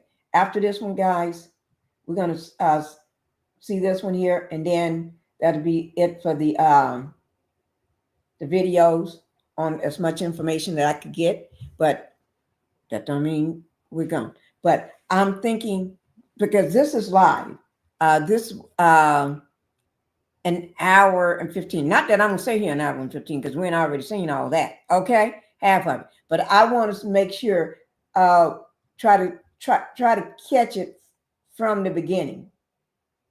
Here to provide to the members of the Board of Trustees and the public our final report regarding our investigation of the allegations of financial mismanagement and other matters concerning the Village of Dolton. A couple of quick housekeeping matters. You should be circulating index cards if you want to ask us questions. We're going to go through the entire presentations first. I'm not promising you that we're going to be able to answer everyone's question, but we'll try to get you as many as possible. We will set up, for those of This you was who what we answer, was we will waiting set on. up a microsite I need and to go have get me answers something to to eat. the different questions Stop there. doing it, something. Also, that's circulating is a document that if you want a hard copy or an electronic copy, See, I don't miss nothing. PowerPoint Call my husband. presentation, Get me something give to us eat. your name and your email address, and we'll make sure that you get it within the next 24 hours. I want one. All right. Well, make sure you fill out the paperwork. Everybody, but I want one. There's signing, there's sheets going around that you should be able to put your name and your email address, and then we'll be able to provide you with a copy of the deck. The deck is long, and given the number of people that were here, we felt like it made more sense to provide electronic copies and try to anticipate how many people would want a copy. Mute myself. That's the door is opening. But this is at the beginning. This So let me is what start, we've been by looking saying for. that, as you know, we began this investigation in earnest back in the spring of 2024 after the trustees overrode a veto of the resolution of hiring us through the Legislative Council. We were tasked with looking into irregularities, allegations of irregularities regarding financial mismanagement by Mayor Tiffany Henyard and others in her administration. And I want everyone to be clear, we are not conducting a criminal investigation. This is an investigation that depended upon witness testimony, that depended upon getting access to certain documents. Next slide. And to be clear, we did not receive total cooperation in this investigation. In fact, we encountered many challenges getting access to relevant documents and information from the very beginning of the engagement. We do not have subpoena power as an independent investigative team, which would have allowed us to obtain materials and cooperation from individuals. The village's personnel policies do not require cooperation with internal investigation. That proved to be a challenge in this circumstance. And the lack of cooperation by some individuals led to delays, limited our abilities in the scope of the work, that ultimately limited the information that we were able to address in the course of this investigation.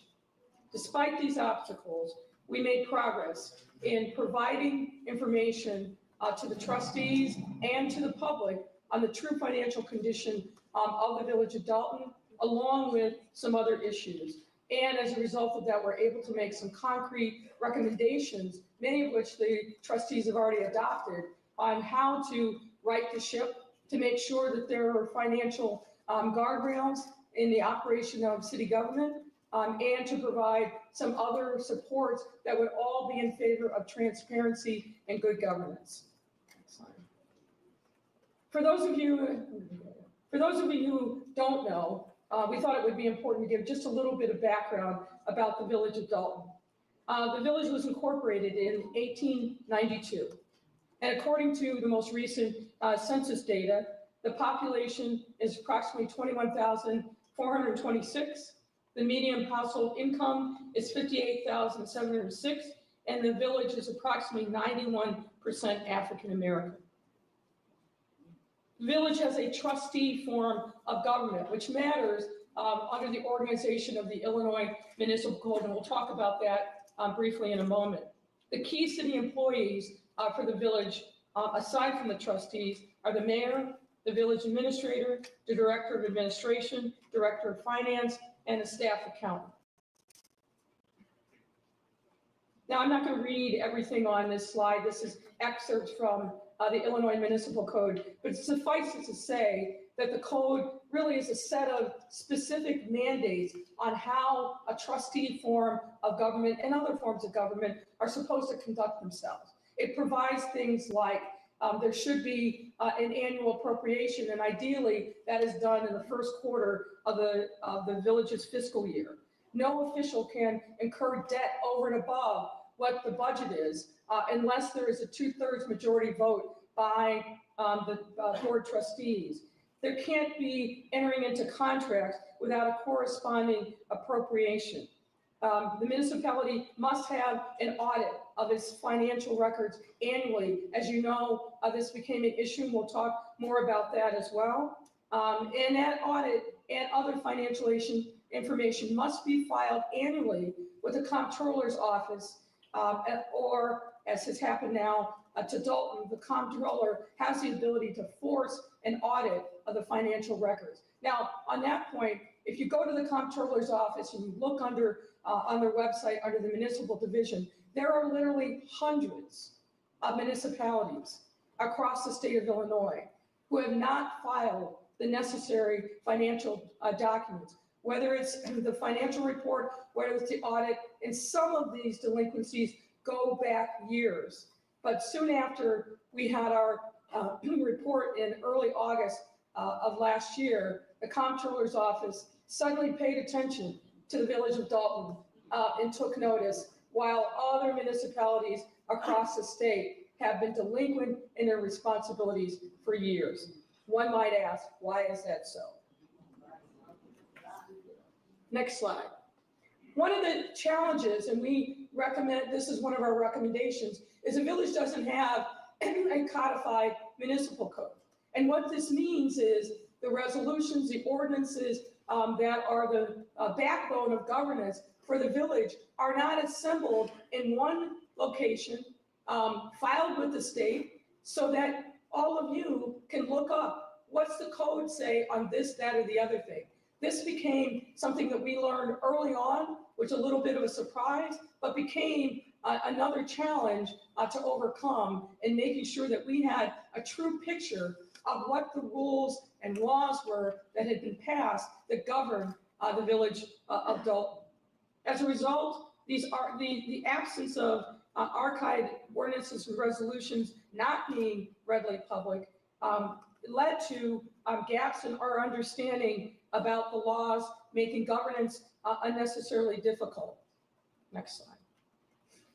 One thing, given what you've heard and seen over the course of the last couple of years, the village actually does have a purchasing policy and manual. And it's very straightforward, as you might expect. The challenge has been, it hasn't been followed, and we'll get into details about that. But let me give you a little specifics. The policy essentially provides directions for the acquisition of all goods and services. And when used with good judgment and common sense, as it reads, the quote, the policies and procedures conveyed within will allow the village to obtain required supplies and services efficiently and economically. The policy also provides, in general, all supplies, materials, equipment, contractual and professional services required for operational efficiency will have been included in the annual budget. Next slide. There is in this purchasing policy set controls on who can authorize what at what dollar levels. As you can see from this slide, and department heads can authorize spending up to $1,000. Between $1,001 and $5,000, the village administrator can approve. And over $5,000, any expenses for goods or services over that amount must be brought to the village board for approval as set forth in the purchasing policy. The finance department is supposed to have a position called the staff accountant. That person is responsible for centralizing and overseeing the purchase of goods and services for the village, and to determine whether or not an item proposed to be spent, that there are adequate funds and proper purchasing procedures have been followed before any monies of the village are incurred. That person is supposed to be reviewing and initiating all purchase orders, payment requests after they are submitted to the finance department for payment. They're supposed to be centralized purchasing. That makes sense because in best practices, you want to make sure that there's not what we call rogue spending going on, and that the village is getting the benefit of its bargain by maximizing its buying power. The purchasing policy specifically says that those items are supposed to be uniformly purchased by the purchasing agent. And the purchasing policy also requires the use of purchase orders. Those are essentially requisitions for goods and services, and it's detailed there. Similarly,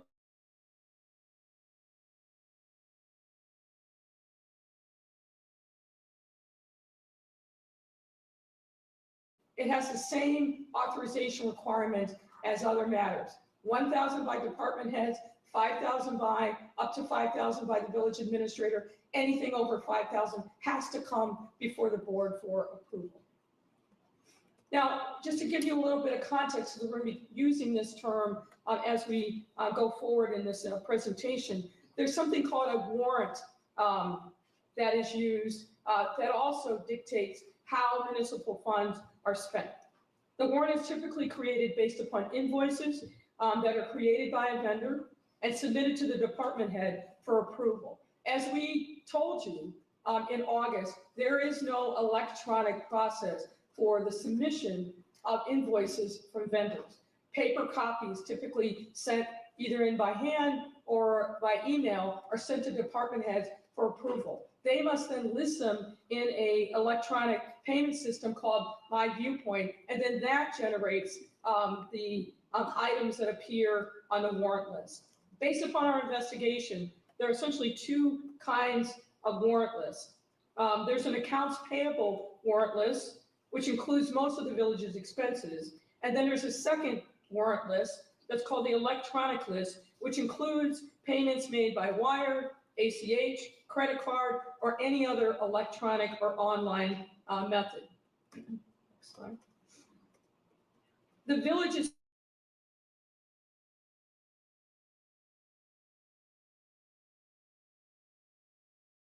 after an expense is approved by the board, Janice Johnson, who's the Director of Administrative Services, is supposed to prepare a check for signature and payment. However, if Ms. Johnson is directed by Mayor Henyard or someone else, or there are insufficient funds to pay the item on the warrant list, then those checks are held. And apart from payroll, the accounts payable warrant list reflects invoices that have been submitted for approval and payment but not yet paid. And we understand from the John Kasparic accounting firm, which is essentially the outside firm for the village of Dolton, that there are many items that appear on the electronic warrant list that have already been approved before they are presented to the board. Now, next slide. As it relates to credit card expenditures, we also understand from John Kasparic personnel that credit card balance is paid as a matter of course, meaning that as the bill becomes due, it's paid before it reaches the board for approval. In general, credit card expenses are only added to the warrant list when there's a receipt submitted.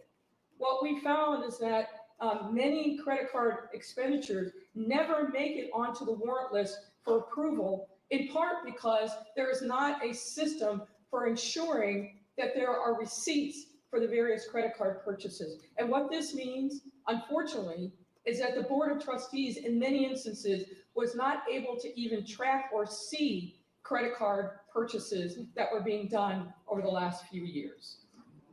Let's go on. Let's give a little background on Mayor Tiffany Henyard. As many of you know, she's a lifelong resident of the village. She served as a village trustee from 2013 to 2021.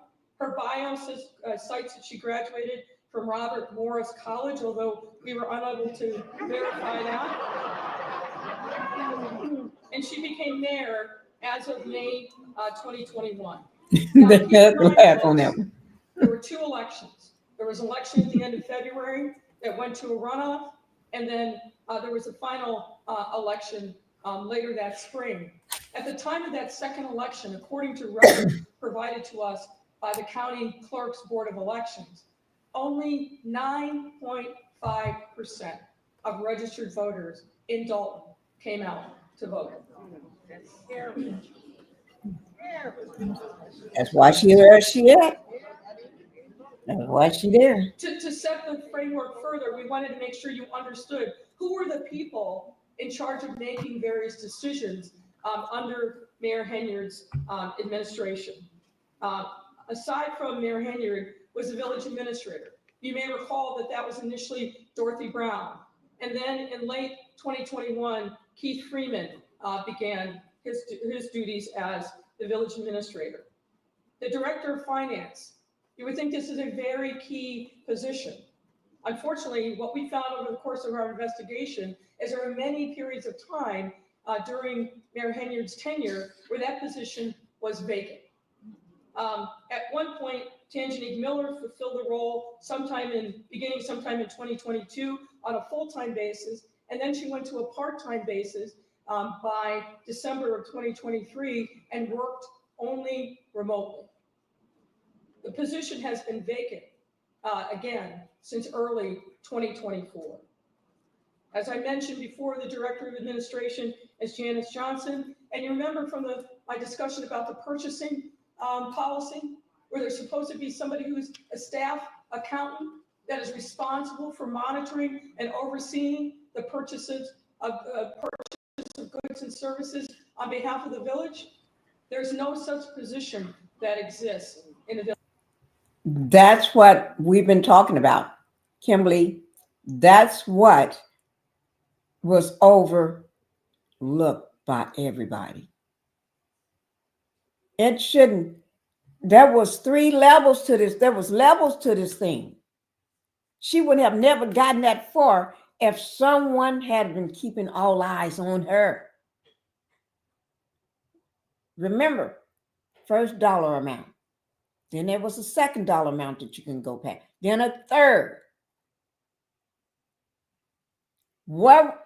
See there? Nobody was looking. When the first time it happened, okay, a little error. Second time, because we hadn't talked about it. Third time, oh no, you got no. Village of Dolton.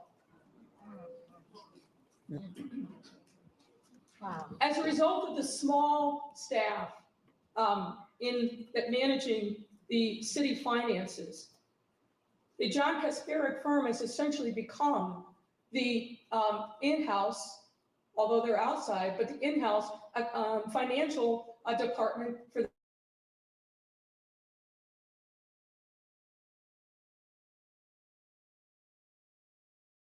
remains true to this day. Kasparek firm has a junior staffer who is embedded in the village, and that person is here multiple times a week. There's a senior person that oversees that junior staffer, and the John Kasparek firm is involved in virtually every aspect of the finances of the village.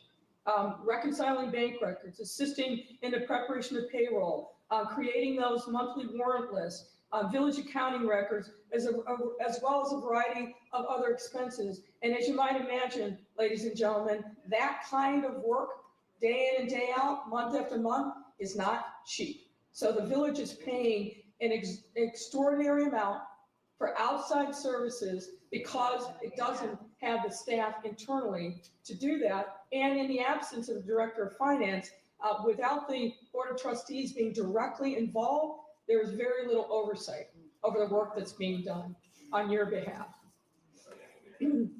Now, I want to also now shift gears and talk about some key events that have led to some of the financial crises that the village is experiencing. And what we found in our investigation, and that's based on a review of contemporaneous documents and witness interviews, that beginning at least as early as late 2021, there was a concerted, systematic effort on behalf of Mayor Henyard and others in her administration to hide the true financial condition of the village of Dolton from the trustees and from members of the public.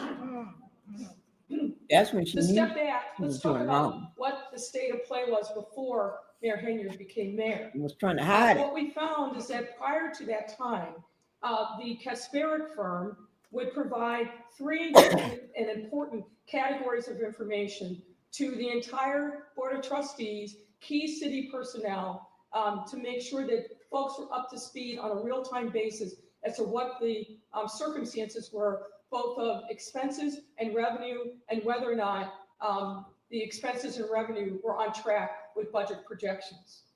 They created a weekly report reflecting what work they did on behalf of the village, monthly financial statements with the detailed notes memorized in an accompanying memo, warrant list, which detailed the expenditures to be presented at board meetings. And for a time, Kasperiak firm also prepared and shared a payroll list.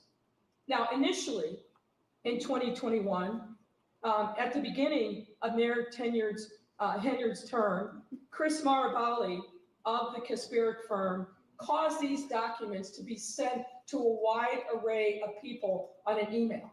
Again, the trustees, key city employees, and Mayor Henyard herself. But this practice began to change in the fall of 2021. What we see in the fall of 2021 is the start of the effort to make sure that the trustees did not have full access to information about the true financial condition of the village's finances. And I want to walk you through step-by-step evidence that we were able to review that was memorialized contemporaneously, primarily in emails. In September 2020, September 28, 2021, in an email to John Kasperiak, Chris Marabali, remember this guy who's responsible for supervising the work here at Dolton, noted, quote, "The mayor has requested that the warrant list for both electronic and regular billing be sent to her first for review and approval prior to it being released to the board." On October 4th, 2021, Trustee House emailed Marabali seeking missing payroll reports that he had not received since the August 27, 2021 payroll. That same day, Marabali forwarded that email from Trustee House to Mayor Henyard and sought advice on how to respond.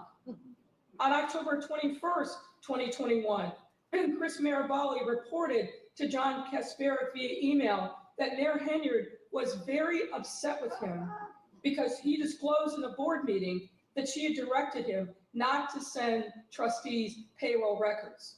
There's a board meeting that precedes this October 21st date, where you can see on the YouTube video that she's asking him, "Did I tell you not to send this information?" He answered in the affirmative, and that was the source of her anger with him.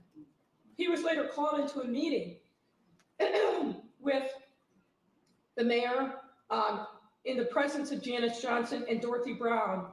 And the mayor in effect told him that he should never contradict her in public and that he should shade the truth. By November of 2021, a split between Henyard and certain trustees was in full bloom and played out in the trustees' shrinking access to village financial information.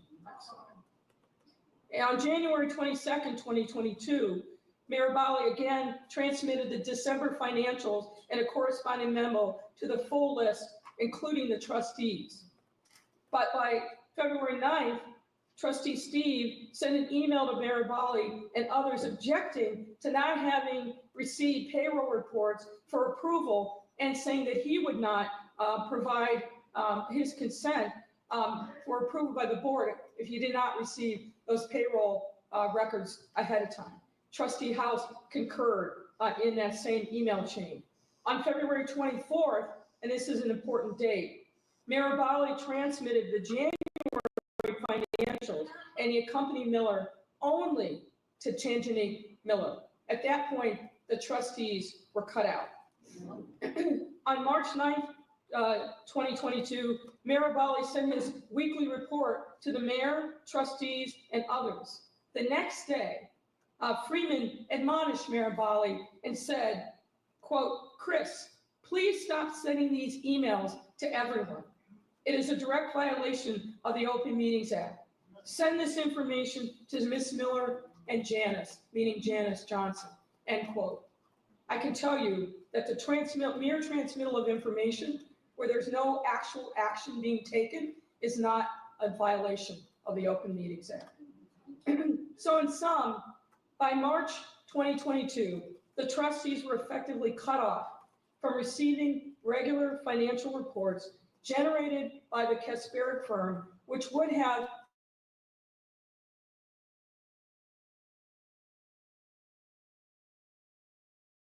that there was a significant increase in expenses, as we reported previously, while at the same time, there was not revenue to match those expenses. Now I want to shift gear and talk to you a little bit about FOIA. Now, this is not a FOIA class. I'm not going to go in chapter and verse, but the bottom line, as many of you know, is that under Illinois law, municipalities are required to keep and produce the records of governance to anybody who asks for them, with a narrow set of exceptions.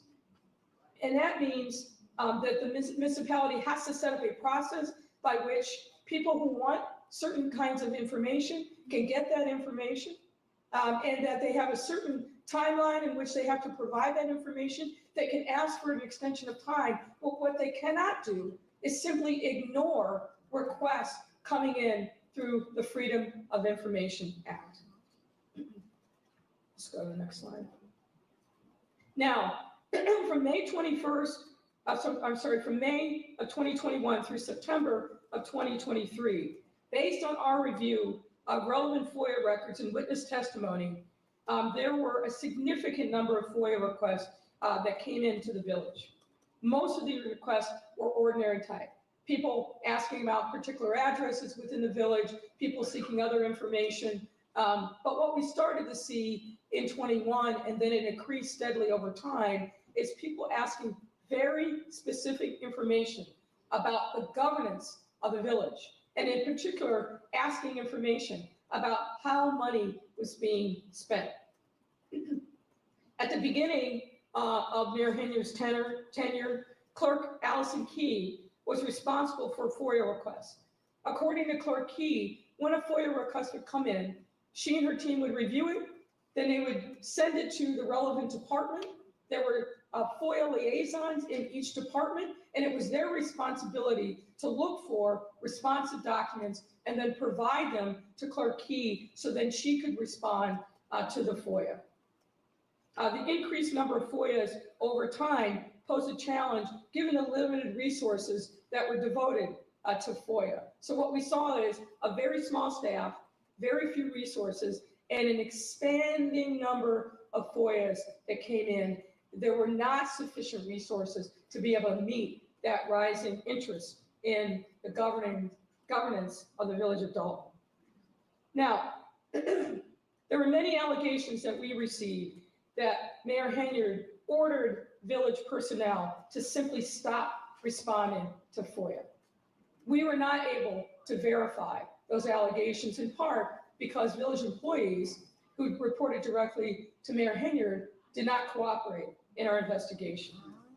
However, in April of 2023, trustees passed an ordinance intended to get the FOIA process back on track. And that ordinance read in part, quote, "Whereas the Board of Trustees finds that the village has experienced an insurmountable backlog of FOIA requests due to failures of village staff to respond to requests for information from the FOIA officer at the instruction of the mayor and her village administrator."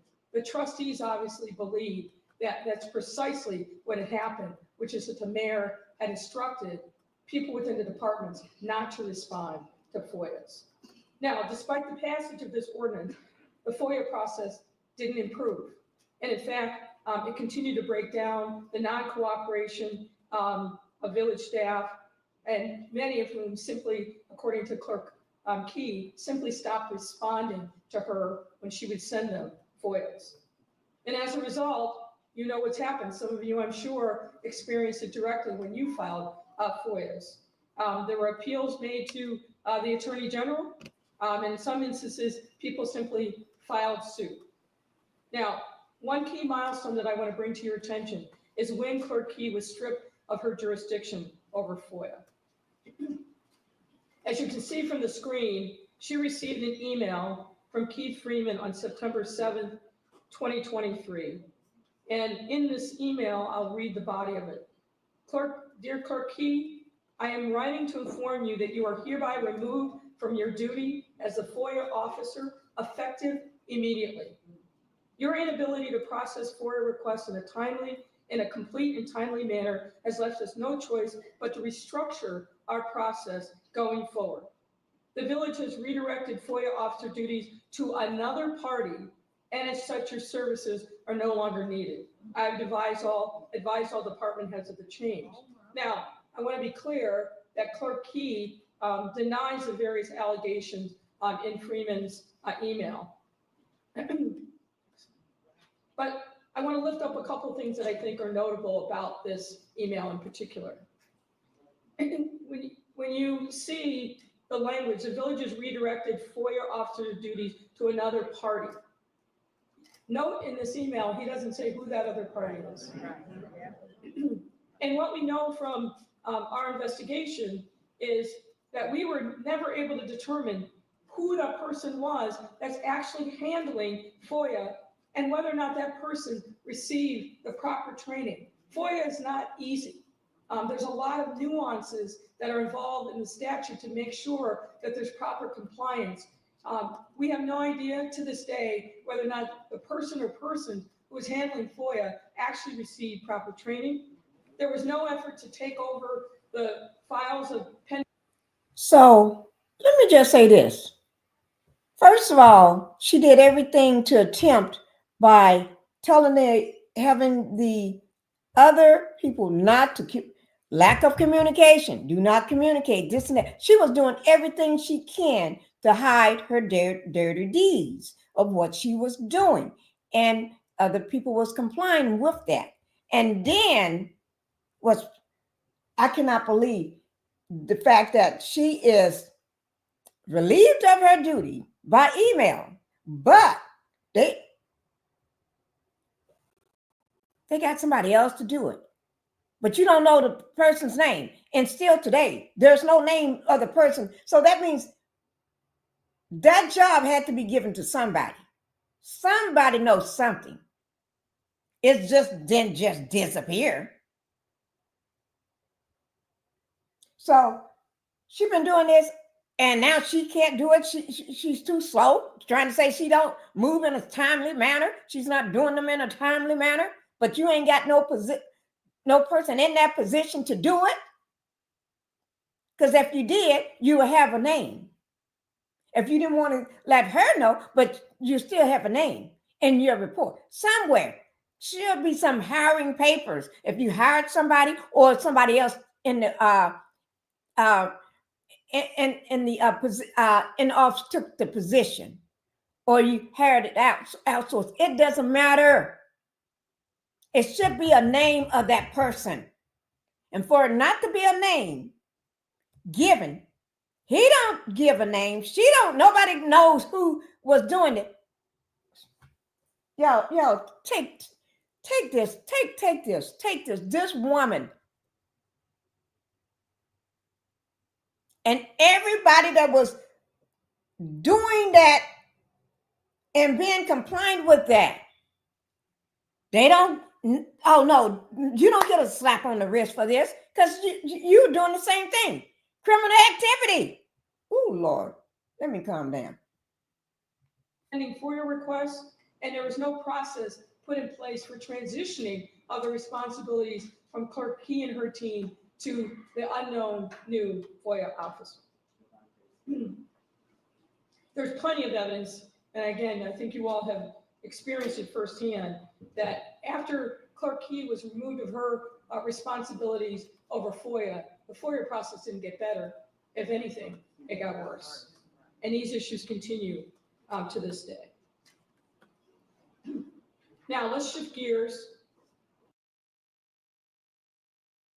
So still, there's nobody, because you don't know who's doing it, but it didn't get any better, it got worse. So what she was doing wasn't fast enough, you so claim, efficient enough, so claim, So she had to be relieved of her duties because y'all gonna pass that on to somebody else, somebody that nobody got a name for, somebody that don't know who it is. Y'all give me a break. Give me a break. I'm trying, but give me a break. And we're going to talk about financial management concerns. There was an opportunity for the village of Dolton to take advantage of a $5 million appropriation that had been put in place from one of the state legislatures on behalf of the village of Dolton. This was in the state fiscal year 2023. However, that appropriation, for some reason that we were not able to ascertain, was never taken advantage of, meaning those monies never came into the village of Dolton. So $5 million that could have significantly helped the financial fortunes of this village got recycled and went elsewhere, but never came to the village of Dolton. I want to talk to you next about the American Rescue Plan dollars and funding that came to the village of Dolton.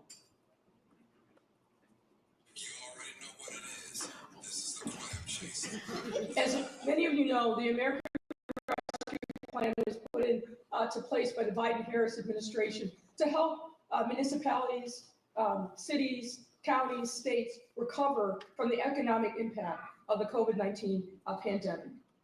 And the village received an allocation through the state, which is appropriated in 2 tranches from the Illinois Comptroller's Office. And you can see in this chart, the first tranche came in September of 2021, and the next big tranche came again in September of 22 for a total of just over $3 million.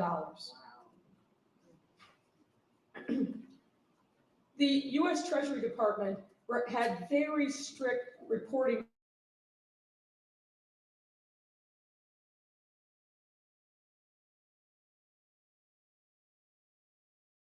designated as the ARPA reporting person responsible for making sure that they were complying with U.S. Treasury regulations. But contemporaneous documentation that we have seen and confirmed in recent communications is that no one from the village actually took the responsibility to complete the reporting information. The access to the reporting portal was set up for Ms. Miller, the former finance director, but there's no evidence that she actually made the required reporting of how ARPA dollars were used here in the village. And based on the records that we have seen, there's approximately $1.7 million left of the ARPA funds, and it's held in a specific capital projects account. Based on what we've seen in the financial documents, the ARPA funds were used in a variety of ways, as you can see from this chart. As you noted, there's a big category of $481,379 called other expenses. This was used for a variety of different things, from construction materials and supplies, lawn care, pest control, utilities, sprinkler installation, but none of these things were specifically approved by the board.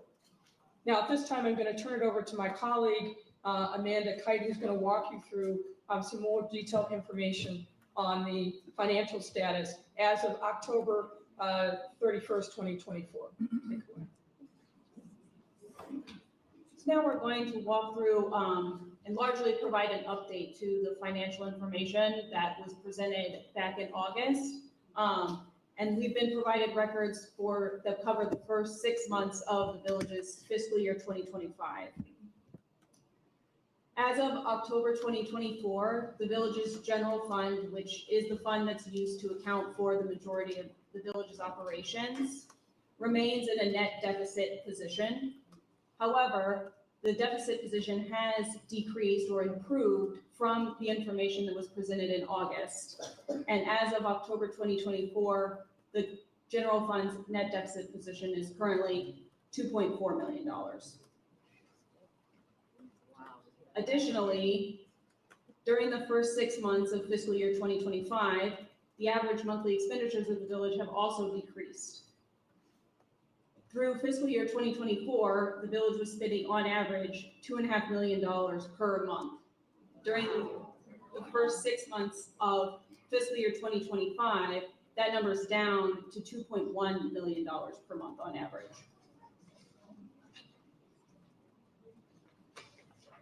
Following along with that, I think it's also important to note that when we provided an update back in August of last year, which laid out many of these numbers and showed the village in really dire financial condition, the trustees immediately took action to address particularly the spending side of leisure, significantly reducing the number of credit card access, working with banks, restructuring some of the expenses. So that accounts in part for the reduction in expenses.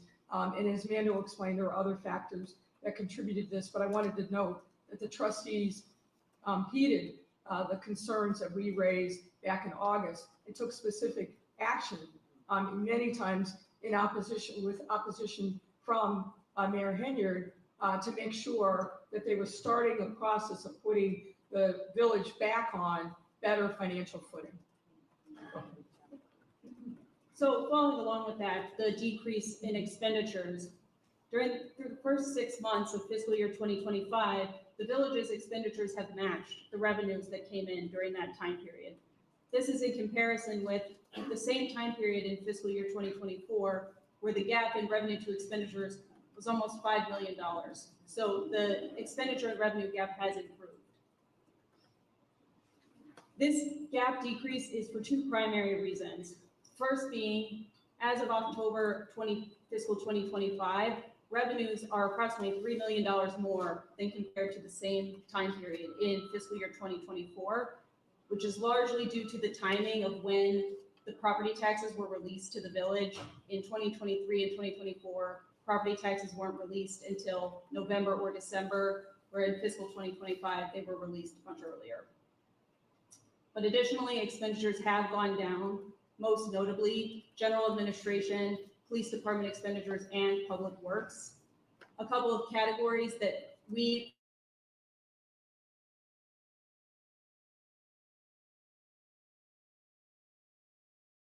police department overtime and medical insurance.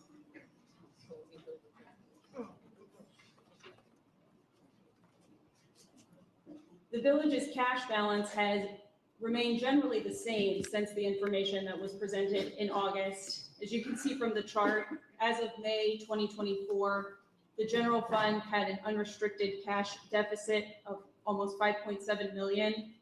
As of October 24, that amount is a deficit of around 5.5 million. And this deficit includes the amount of held checks that the mayor discussed previously. Those are reflected in these deficit balances. Regarding those held checks, as we presented in August, since March of 2023 and nearly every month since then, a portion of the checks that were approved and printed have had to be held. As of June 18th, 2024, this was 589 checks that totaled over $6 million, which were approved but had not yet been sent to vendors. Since the August presentation, we've requested but had not been provided an updated listing of the current status of the village's held checks. However, we've been told, though not able to verify, that the current amount is still in excess of $5 million.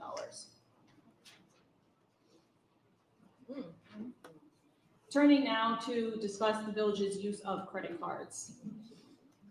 As we discussed in the August presentation, we're aware of 6 different credit cards that have been in use by the village at various points in time from January 2021 through at least June of 2024.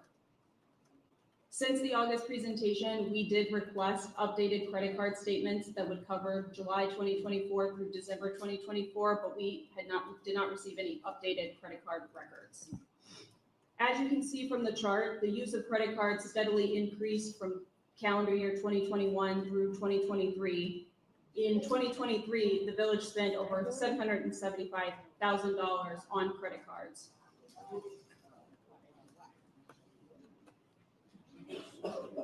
As the mayor earlier discussed, oftentimes credit card expenditures have no accompanying receipts. And the credit card statements alone provide limited information about the credit card purchases. Given this overall lack of available documentation, it is not possible for us to ascertain important information about the village's credit card use, such as who made the purchase, was it an approved purchase, and what was the government purpose. This type of additional information is necessary to perform a complete investigation of the credit card use and to draw any conclusion about any individual purchase. That being said, through our investigation, we did identify certain categories of expenses that stand out, which the village may wish to pursue additional information to further understand the nature of the charges. For example, from 2021 through June of 2024, village credit cards were used for over $171,000 in travel-related costs. Things such as airfare, excess baggage fees, hotels, meals, rental cars. There are over $51,000 spent at local area restaurants, as well as expenditures at retailers such as Dick's Sporting Goods, Best Buy, Wayfair, Walgreens, Apple, and Walmart. Now, some of these expenditures, but not all, are reflected on the electronic warrant lists that we were provided and reviewed. However, the level of detail in the description of what the purchase is for varies by purchase. Some purchases have very limited information, and the description is simply the name of the merchant, or a more vague description such as meals or donuts. Others provide more information, such as training accommodations or code enforcement lunch.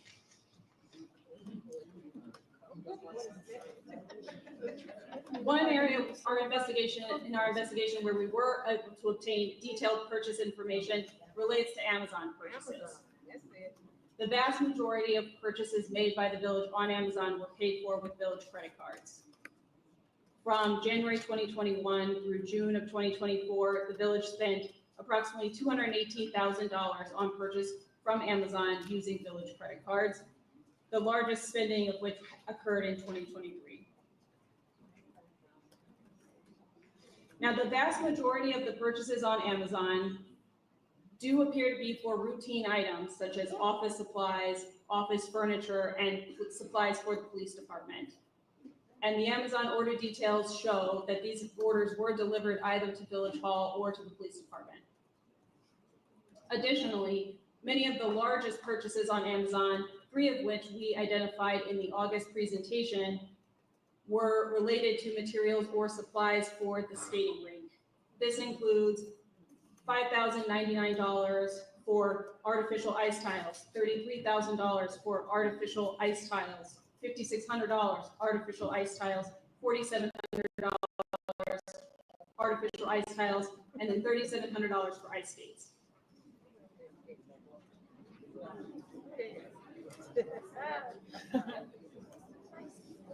No. Ladies and gentlemen, let me just pick up and conclude on the Amazon purchases. The various routine office supply and office furniture purchases simply do not appear to be in compliance with the village's purchasing policy as we described. There appears to be no centralized purchasing or inventory control as required in the purchasing policy. So while we were able to see that these various purchases were delivered either to Village Hall or to the police department, there is no tracking system for what happened to them after they arrived here. And while Janice Johnson was listed as the originator for a number of these purchases, what we saw in the Amazon records is that there were 9 other purchasing sources identified in the Amazon records. So lots of people were billing, charging things and purchasing them from Amazon. And we similarly found no evidence that the purchases related to the ice rink that were done in 5 separate purchases totaling approximately $48,000, that they were done consistent with the purchasing policy either. For example, we were unable to find evidence that these purchases were done as a result of competitive bidding process, which an amount of that size would have been triggered by the purchasing policy, nor is there evidence that these particular purchases were presented to the board prior to approval. As you will see, one of the recommendations that we're making to the board is to institute a written policy for performing background checks of prospective village senior and key personnel. There are 3 personnel that we call out on this slide, and based on our investigation, these and other individuals either working for the village or proposed by Mayor Henyard to assume key roles have issues in their background that likely would be disqualifying if they had been properly vetted. Now, I want to go through some of the consequences, because of course there has been consequences of all the things that we've already talked about. You can't have a situation where there are no financial controls, where the trustees are systematically excluded from finding out the true nature of the financial condition of the village, where there's a routine process of exceeding the amounts of revenue with expenses, some of which may or may not be for a legitimate government purpose. The first of these cascading consequences is the audit. As I noted at the beginning of this presentation, under Illinois law, every municipality over a certain size is required to have a financial audit of its books and records every single year, and to produce that audit to the comptroller's office. The fact of the matter is that for the last several years, the village's auditor had been an accounting firm, an auditing firm known as Lauterbach and Amann. Draft audits for fiscal year 2022 were completed, but they were never finalized. And then Lauterbach and Amann resigned as auditor on October 27, 2024, effective immediately, which is essentially less than 3 weeks after we had our first public disclosure of the true financial condition of the village. And on October 15, 2024, the Illinois Comptroller's Office notified the village that it was going to force an audit on the village for not complying with a mandatory audit reporting requirement. Now, as I noted, there are literally hundreds of municipalities across this state that have long-standing delinquencies in filing their reports. But for some reason, the comptroller decided that Dolton was going to be the example. Next slide.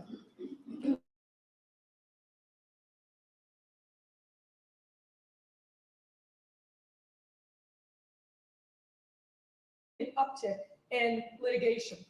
According to court records maintained by the Legislative Council, 48 separate lawsuits have been filed against the village under Mayor Henyard's tenure. 12 pending matters relate to FOIA violations, and 8 pending matters by village vendors allege improper revocation or failure to renew business licenses. And you may have seen recent reporting that on Friday, Mayor Henyard herself was held in criminal contempt for failing to sign a liquor license for an existing business owner here in the village, despite being ordered by the court to do so multiple times. Those have costs. Next, I want to walk you through the insurance issue, because insurance is a significant cost in the budget for the village of Dolton.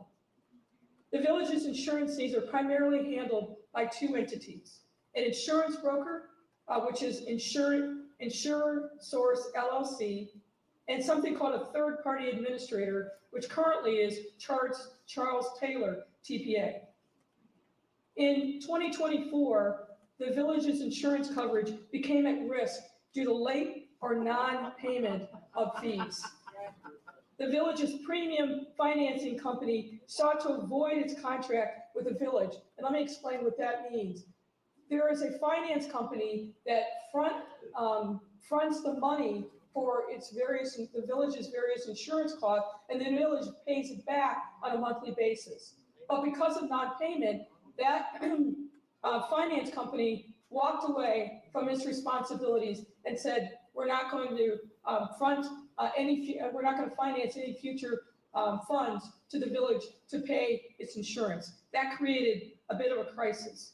The village's longtime third-party administrator, that's the entity that then pays claims that are made by people that trigger the insurance policies. That third-party administrator also walked away and refused to renew its agreement with the village, again, as a result of problems in payment.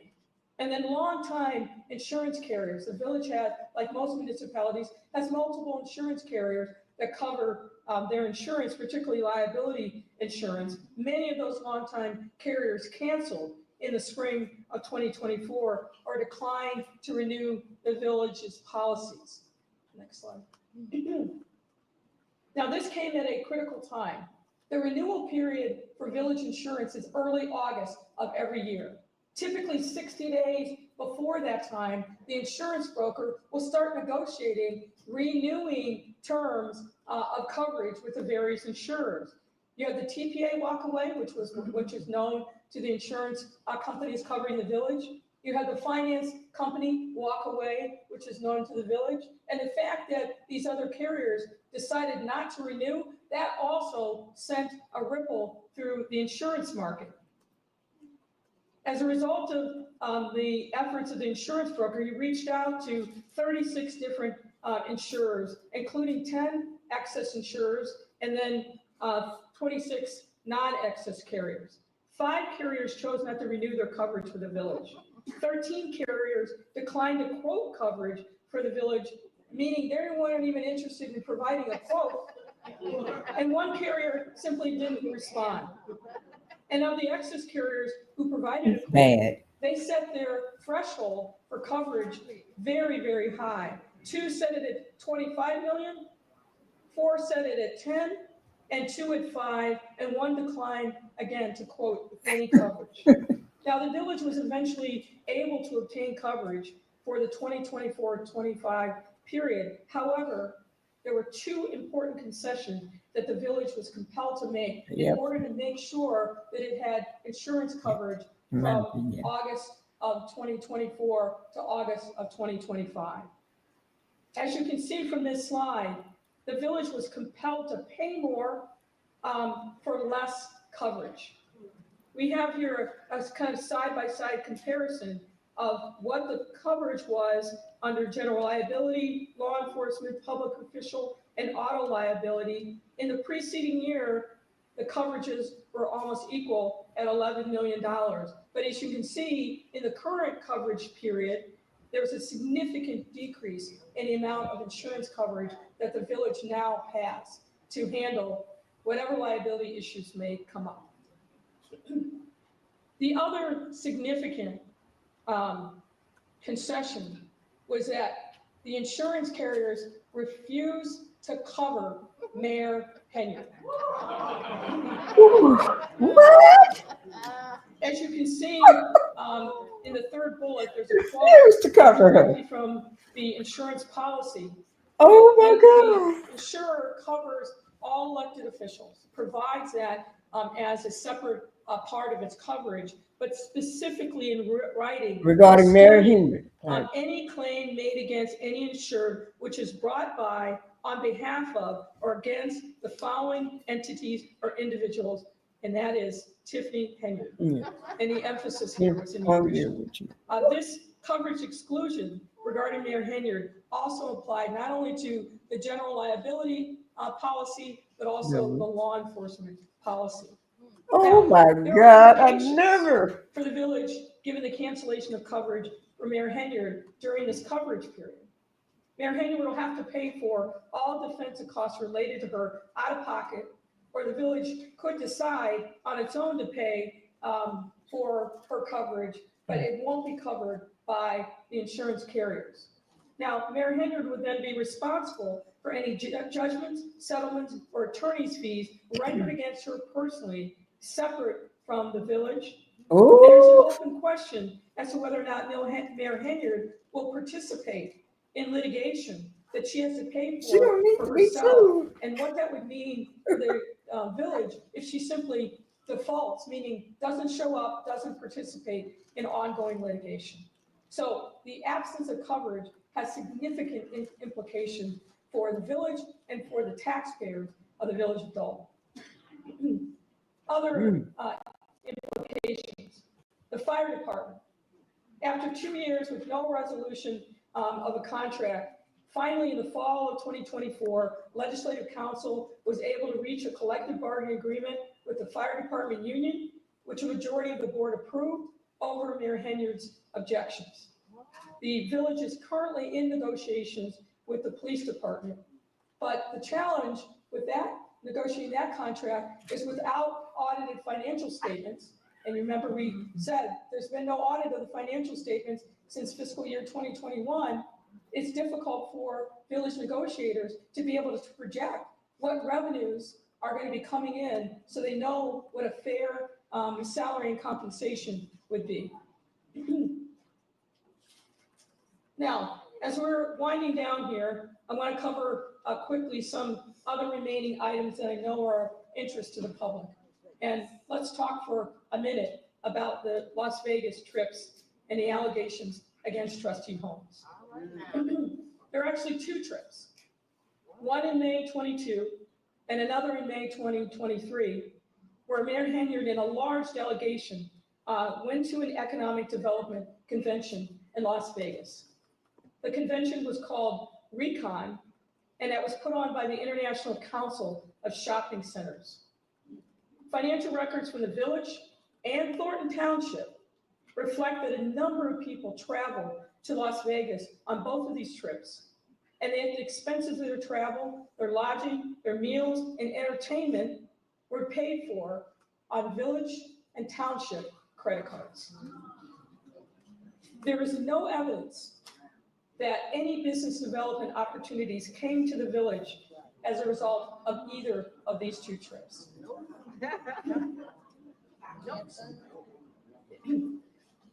You are all aware of the fact that there were allegations against Trustee Holmes as a result of contacts between him and a former village employee on the May 2023 Las Vegas trip. We're not going to go into chapter and verse on this because we are not a criminal investigative authority, but suffice it to say, the allegations are that Holmes took advantage and assaulted a young woman while she was unconscious in his hotel room, that he contacted a village Dolton police officer who was also on the trip, FaceTimed him, showing the young woman unconscious on the hotel room, and some of you are aware that a recording of that FaceTime call has recently surfaced.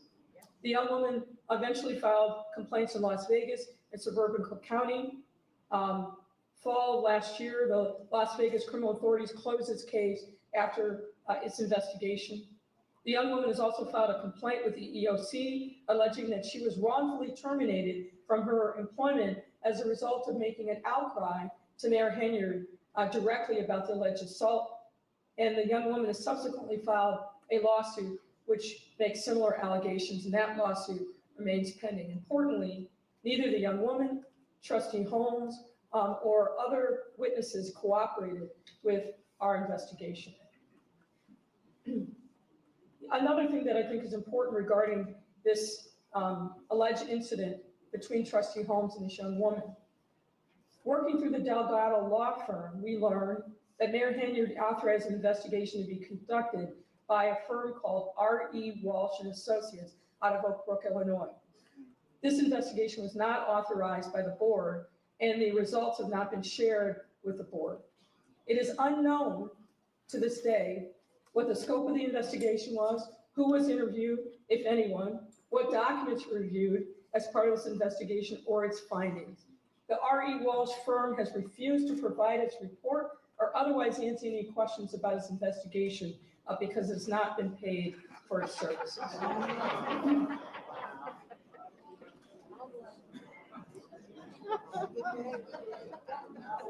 Let's talk for a moment about Thornton Township. In the course of our investigation, we received a lot of information that there was significant use of Thornton Township funds to cover expenses for the benefit of the village of Dolton. Similar to the lack of cooperation from the village personnel under the control of Mayor Supervisor Henyard, we faced obstacles obtaining documents from Thornton Township. We therefore are not suggesting, we do not have a complete picture of a variety of the allegations against Mayor Henyard and others in connection with the operation of the township. Nonetheless, we received some information to determine that a similar pattern of financial operations existed at the township during Mayor Henyard's tenure. For example, credit card use. We were able to review records from May of 22 through October of 22, June of 23 through, January of 23 through June of 23, and January of 24 through June of 24. Obviously, not a complete set, but detailed records. Some of these records, excuse me, were heavily redacted. They look like the CIA put the documents through their censors. So it made analysis somewhat difficult, but we were able to decipher some of the records. There were multiple credit cards in use in Thornton Township, in the names of township employees specifically, such as Tony Sherman, Keith Freeman, Shelley Miles, Robert Hunt, Marsha Walker Brown, Tanika Hughes, William Moore, and others. In 2024, for example, based on those 6 months of records, monthly charges ranged from $88,000 a month to over $100,000 in many of those months. And there were a significant number of food purchases and other expenditures that frankly warrant further investigation as to whether or not there was a legitimate government purpose for those expenses. Ain't got nobody looking into nothing, that's why. There was overlapping hiring and firing of township personnel. A number of witnesses that we interviewed indicated that within months of Tiffany Henyard becoming supervisor on March 3rd, 2022, a number of longstanding employees lost their jobs. We heard many allegations about political retaliation, cronyism, and that people were let go because they questioned the seeming elimination of hiring and purchasing norms. Efforts to verify these allegations, principally through FOIA requests, did not bear fruit, as the township often claimed no responsive documents or failed to address specific FOIAs. We know that Henyard hired her boyfriend, Kamal Woods, to run a township youth program. His personnel file, such as it is, contained very little information to justify this hire. Tamika Henyard also became an employee of the township. And Henyard installed her former administrative assistant, Carmen Carlisle, to fill a vacancy left by the death of a long-standing trustee. We received information of various allegations of political retaliation. You are all, by this point, well aware of Henyard's treatment of Township Assessor Cassandra Elston that included locking Elston out of township offices and then later accusing Elston of abandoning her job. All of those things is well documented. We won't go into details. We were able to verify that longtime township employee Dwayne Thrash has alleged in a lawsuit that he was fired from his job, not because of competence or insubordination issues, as were later put into his personnel file, but because he refused efforts by Henyard and Freeman to agree to a plan to effectively let Henyard take control of a local suburban school district on which Thrash was one of 3 members. The alleged plan included creating a paid employee role for Henyard, firing other employees, and terminating the relationship with an existing law firm and instead installing Henyard's chosen law firm. Can you guess? The Delgado firm. Thrash alleges that he would not agree to the plan and subsequently lost his Thornton Township employment in retaliation. Now, we have a number of recommendations that we are making to the trustees. I'm not going to spend time tonight going through those. The trustees have them, but suffice it to say, there are obvious things related to finance. There are obvious things related to personnel. And some of these things, as I indicated, the trustees have already started to embrace and implement, particularly with respect to putting guardrails around the finances of the village. And with that, we will close. Thank you for your time and attention.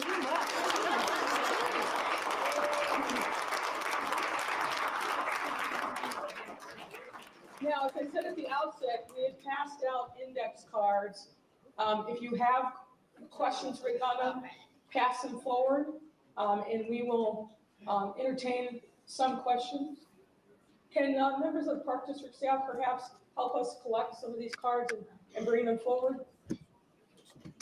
If you have a card, hold it up in the air, and somebody will come by. That was Maybe packed pass out. them forward to the front. That's probably the easiest. A lot of people there. You should be there. And remember, if you'd like an electronic copy of this PowerPoint deck, please make sure you provide your name and your email address. Electronic copy of it.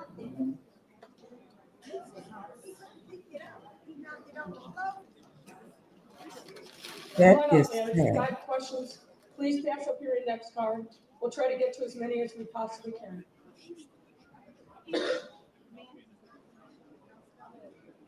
This is sad, guys. That she did all of this. And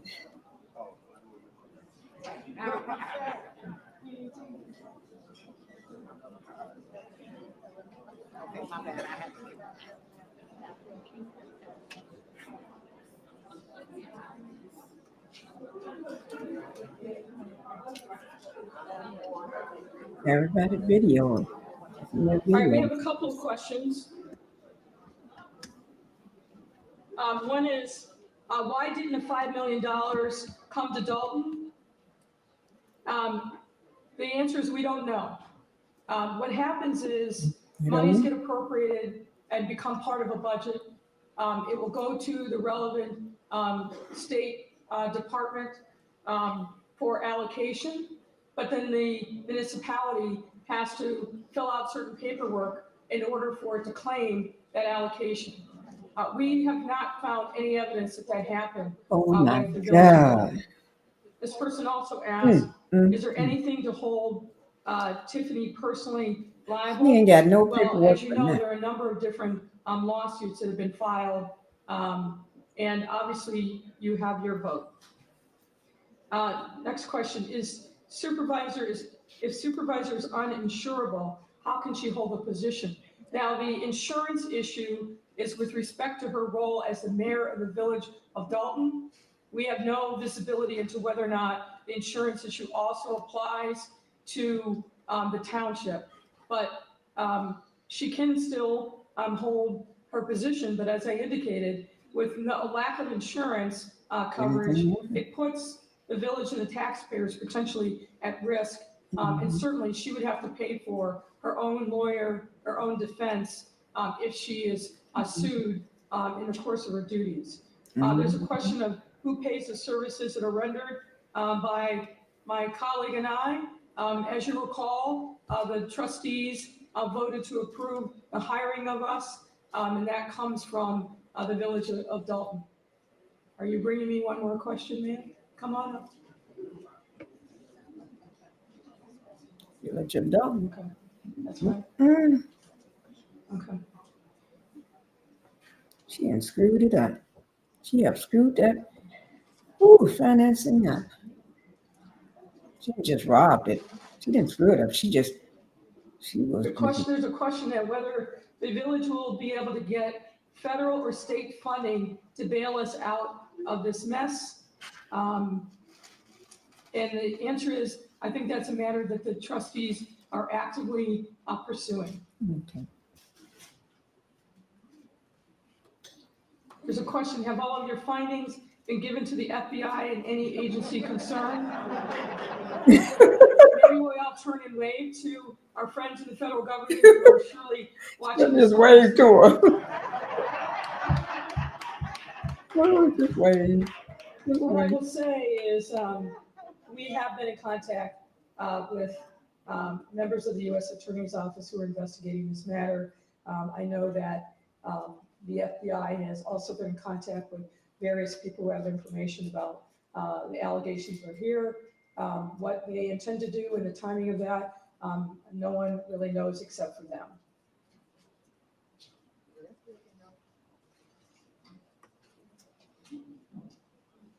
I just sort through and see if there are any other questions.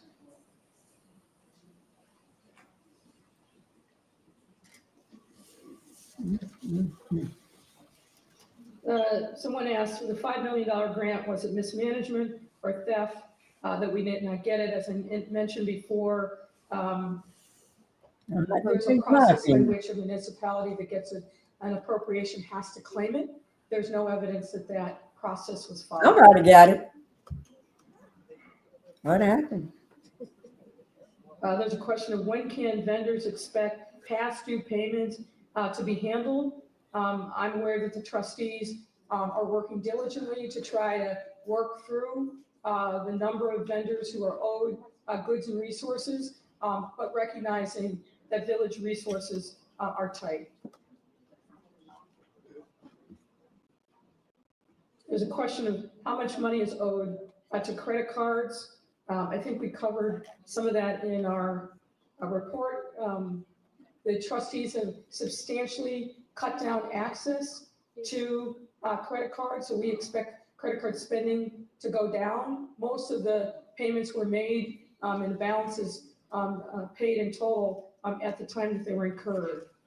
And there's a second question, is Tiffany going to be held responsible to repay the money spent on the ice rink? That's a very good question to which we don't have the answer. Okay, all right, we've got final 3 questions.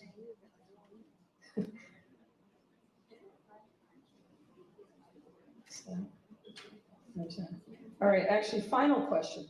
The others were request to get a copy of the PowerPoint deck. How many laws have been broken? Good question, but impossible. How many laws have been broken? Thank you all. Thank you all for your time and attention.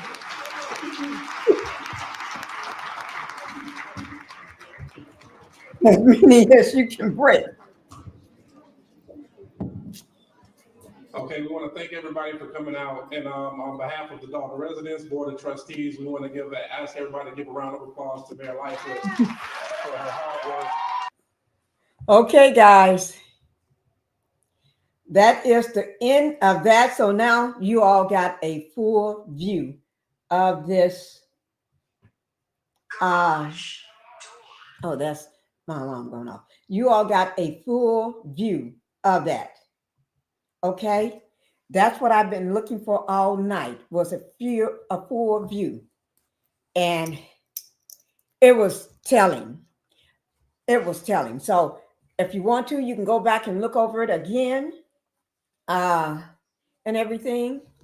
Go back. My hand has been hurting since I've been here. You can go back and look over it again, guys. It will be down in my description box, the information.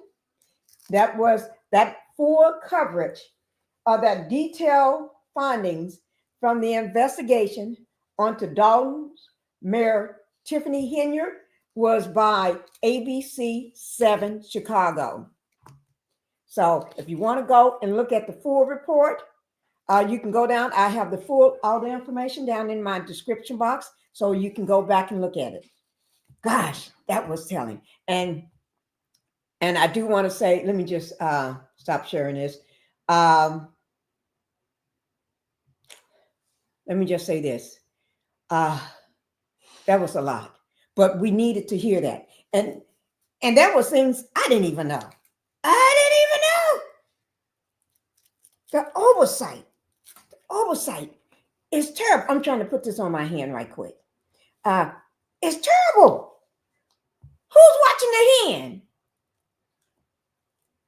Nobody. Is that how you say who's watching the hand? I don't know. But guys, make sure y'all watch this. I do want to thank you all for being here, coming to the Pink House to watch this. And thank you. Make sure you hit the like button. Make sure you click on that like button, okay? Because I need this to stay in the algorithm, okay? Subscribe to my channel, both of them, Pinkie the Housewife and Pink Global. I do want to thank you all for being here. I really do. I do want to thank you. Now I'm gonna send you all out with watch the hen. Just because she's a cute hen clucking around, all that ain't hers.